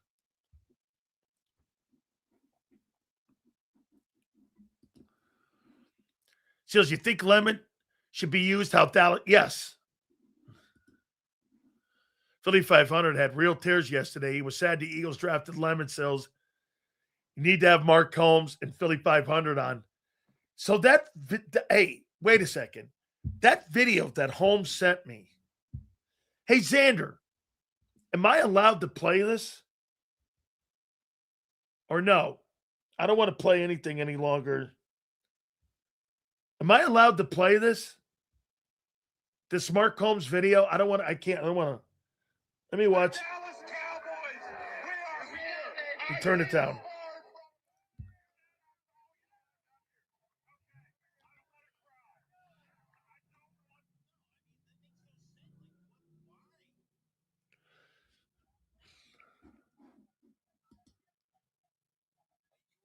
It's Mark's content. Here, okay.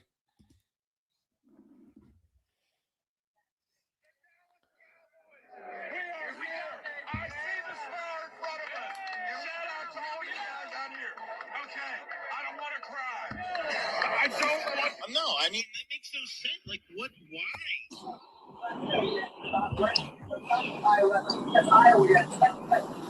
A USC small receiver.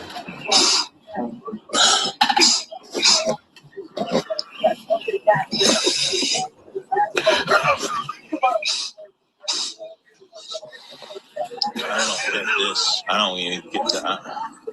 He's pissed. This guy loves the Eagles. I'm not goofing.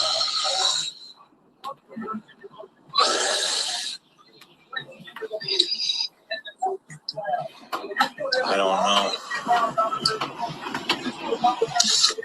The draft is bringing the best and the worst out. I'm trying to stay sane right now because I just don't cry. Jobu, if you don't help me out, I say F you, Jobu. Come on, Jobu. Come on, buddy. The pick is in. The pick is in. It's got to be down. It's got to be down. It's got to be down. Here we go. Here we go. Here we go. Here we go. Come on, Jobu. Help me out. It's either Green or Caleb Downs. I rock. Shout out to you, man. Here we go. It's down. He says, it's 11 pick. Cowboys select Caleb Downs.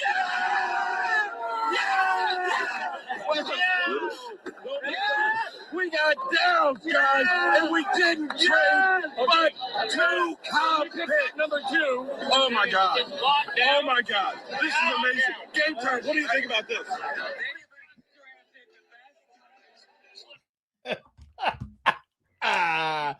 These two guys are too much, man. That's good stuff, man. Cowboys. How about them Cowboys, man? Holy shit. Dallas Cowboys making moves everywhere, man. Rashad Gary, Caleb Downs. Cowboys are going to be a problem this year, and they're going to win the NFC East. And I'm not even a Cowboy fan. Oh, hey. Got Downs, but still be horrendous. Why, they beat the shit out of you last year. And they actually had a better record than any team in the NFC East. They actually had a better record than anybody in the East last year. Cowboys, I don't know about that second guy. Well, hey, DFW, Texas boy, I don't know about that second guy. Okay, we'll see. I think you could have got that guy in the second round. Mark will be crying. Very good. Mark will be crying during the year. He went to the Super Bowl in the offseason. Every year, he's a scumbag. Just like the rest of the Cowboys. You prove every day how much you hate. I don't hate the Eagles. Are you? You know what Xander said to me? Worst day on the planet happened for Big Sills yesterday. A.J. Brown will be officially traded now. You're damn right. That guy's content gold for me, man. What am I going to do with all your stiff receivers and Meadowlark Lemon? I mean, shit. You know, man, I'm going to be, boy, I'll tell you. You know what? Zander was given, he was giving AJ his props and like, way to go. You know, he had a great career. Here's my send off. Shit, dude. You're going to go back to being one of the most boringest teams ever. The hell am I going to do with a guy not reading War and Peace on the sidelines? We still got the quarterback, so that'll be a lot to cover this year because he'll never in a million years ever get to this offense. But, I mean, yeah, hold on here. Yeah, man, I'm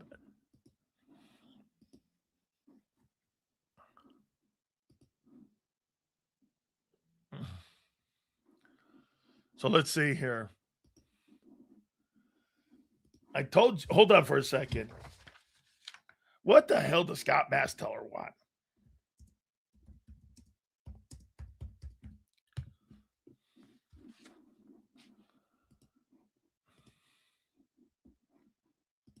Let's see here. What the hell does the guy from 97.3 want with me?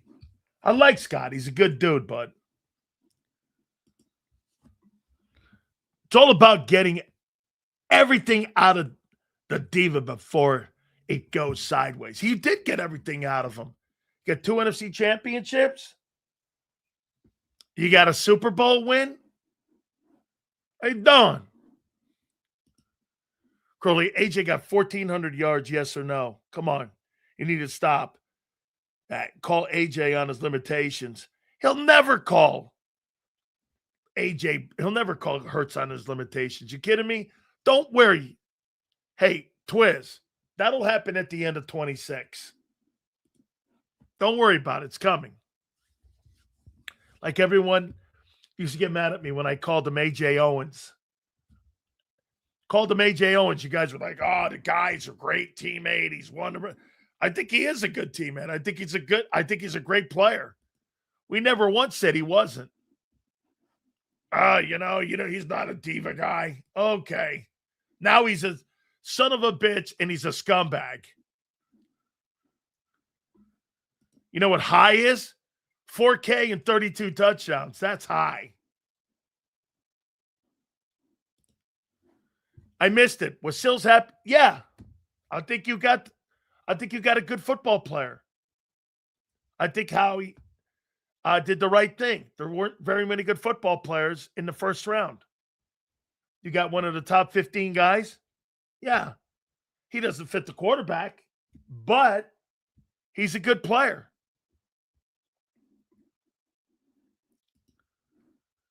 Styles and Downs could have been on the Giants, but they found a way to F it up. I actually like what the Giants did. I think the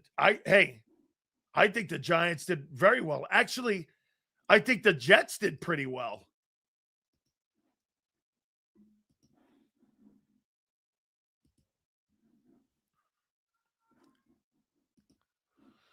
What's the verdict for 2 sales, safety or edge? Reyes, I'm going to go here with you, bro. I listen, pick the best guy, and I'll trust Howie on his evaluation on who that guy is. Based off of last night, I think he shows you he's not a slave to needs. And I think that's what gets Arizona in trouble so many times. And I think that's what gets the Jets in problems. They pick for need instead of who's the best dude. Take the best dude. Here's what the Giants did. That you kind of look at it and you're like, how many edge rushers do you need? I mean, you got rid of Dexter Lawrence and you basically went like this. Well, let me sign Abdul Carter again with Arvell Reese.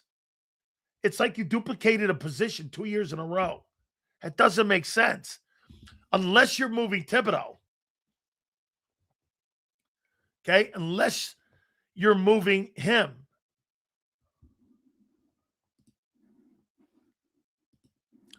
Arizona, how the hell you go with JAKIB Tank? Hopefully Hurts proves me wrong. I'm rooting for him. He's an Eagle. Great take.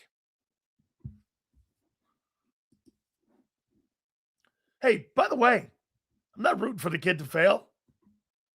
No way. I thought it was awesome what he did in 24. Well, he was a caboose rider, but Sills, if Hurts gets hurt, would you rather have Dalton come in or McKee? Love the show, by the way. Lighten up on Hurts.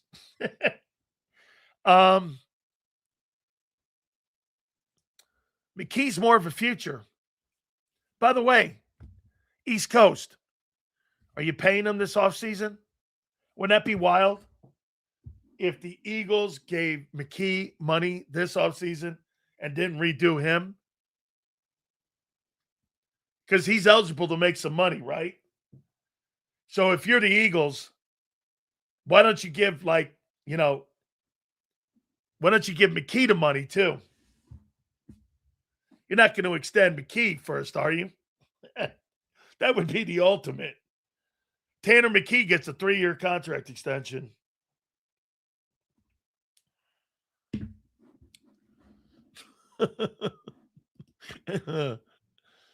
He gets a contract extension, but Hurts doesn't.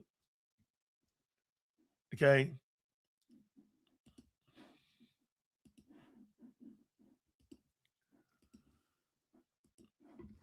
Sills, you can never, ever have enough rushers. The 49ers struggled big time once Bosa went down. Okay? In a pass-happy league, not a bad take. Giants now have trade ammo for the next year's draft, Sills. All right. How about winning some games, though, dude?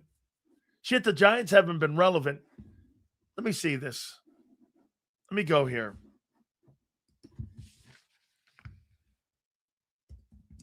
New York Giants.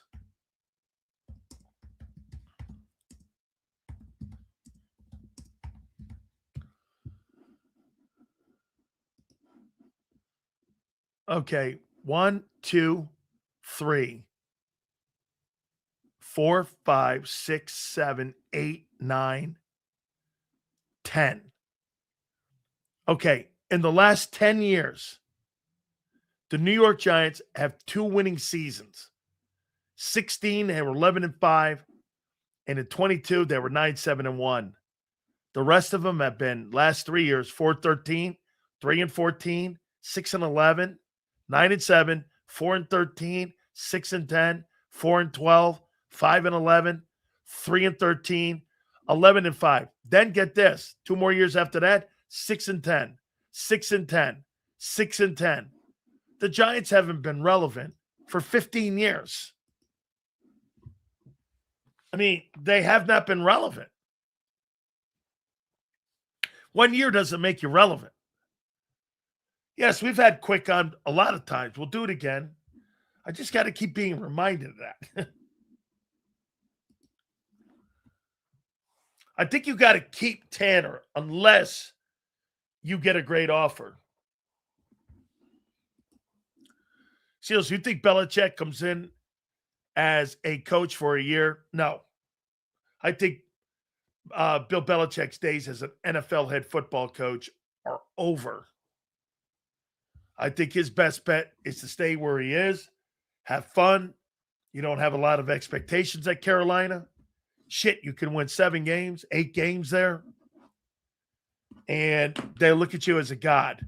Remember, it's not a football place. It's a hoop school.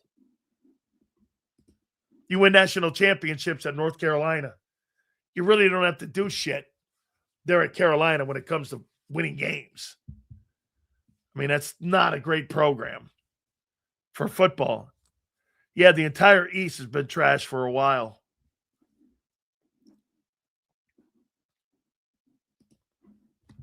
The Giants are putting Reset inside linebacker, not edge. That's why they drafted him. Yeah, I thought he was better more on the edge than off ball.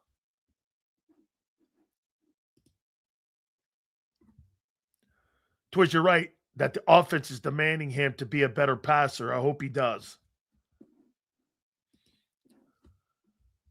Don Lemon's a terrible pick.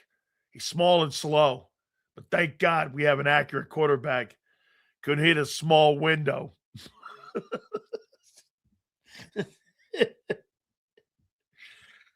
Oh, man. I got to tweet that out. The Eagles draft Don Lemon.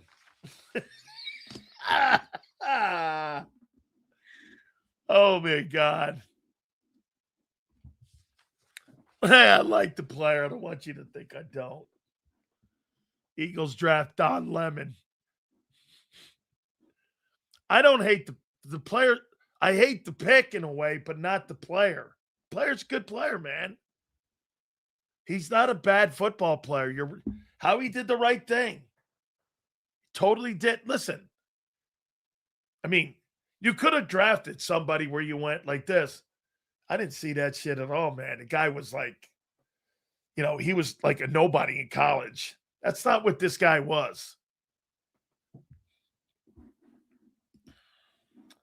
I don't know.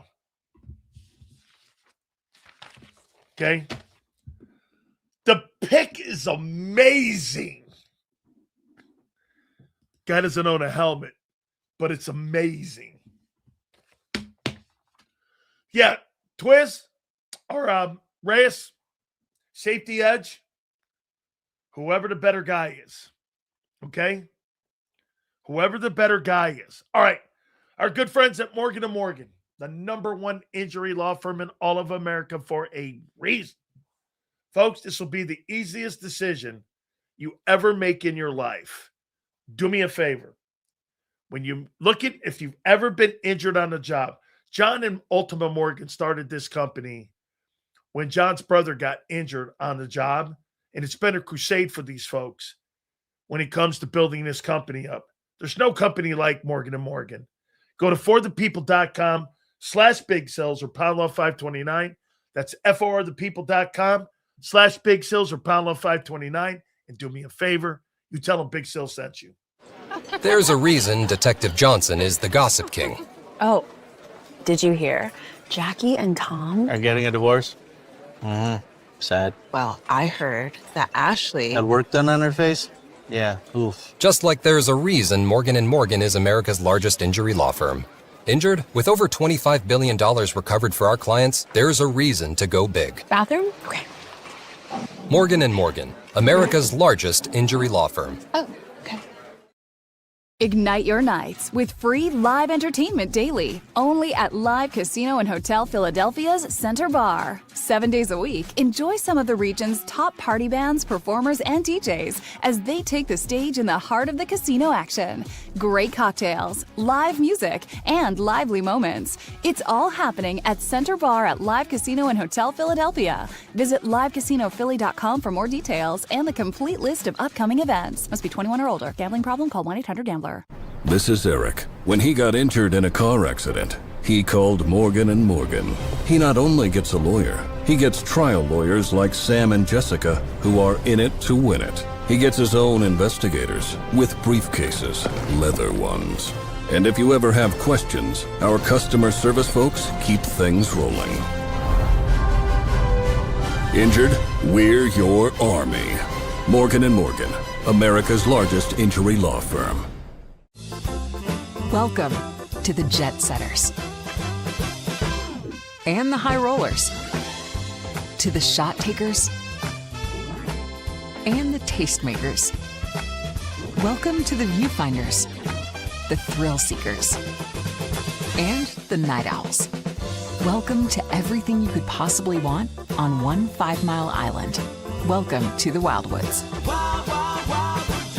Book your stay today. In our hometown, we all look out for each other. We go the extra mile to lend a helping hand. Thank you. We step up to keep our communities going strong.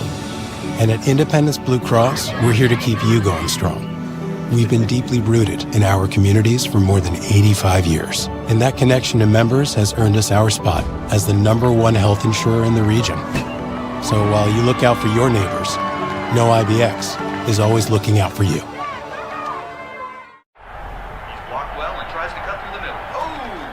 Your gut says Miami is going to win, and you should take the over. Your gut also said your NFT selfies would only go up in value. They didn't. But your head is on Sports Grid and knows the QB is in concussion protocol. The backup has a 45 QBR against the zone coverage. The New York D has the most sacks in the league. So yeah, trust your head. It's smarter to be on Sports Grid. EAGLES.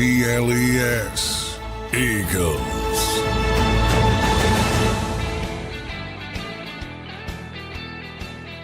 See what happens. Hey, Monday will be great. Stay tuned for Big Z, too. Keep you updated. Monday, we'll give you a complete rundown of the Eagle draft and the NFL draft. I think there's going to be value rounds 2 and 3. Appreciate you guys very much. Thank you again. We'll see you Monday going 2 to 6, and we will catch you all on the flip side.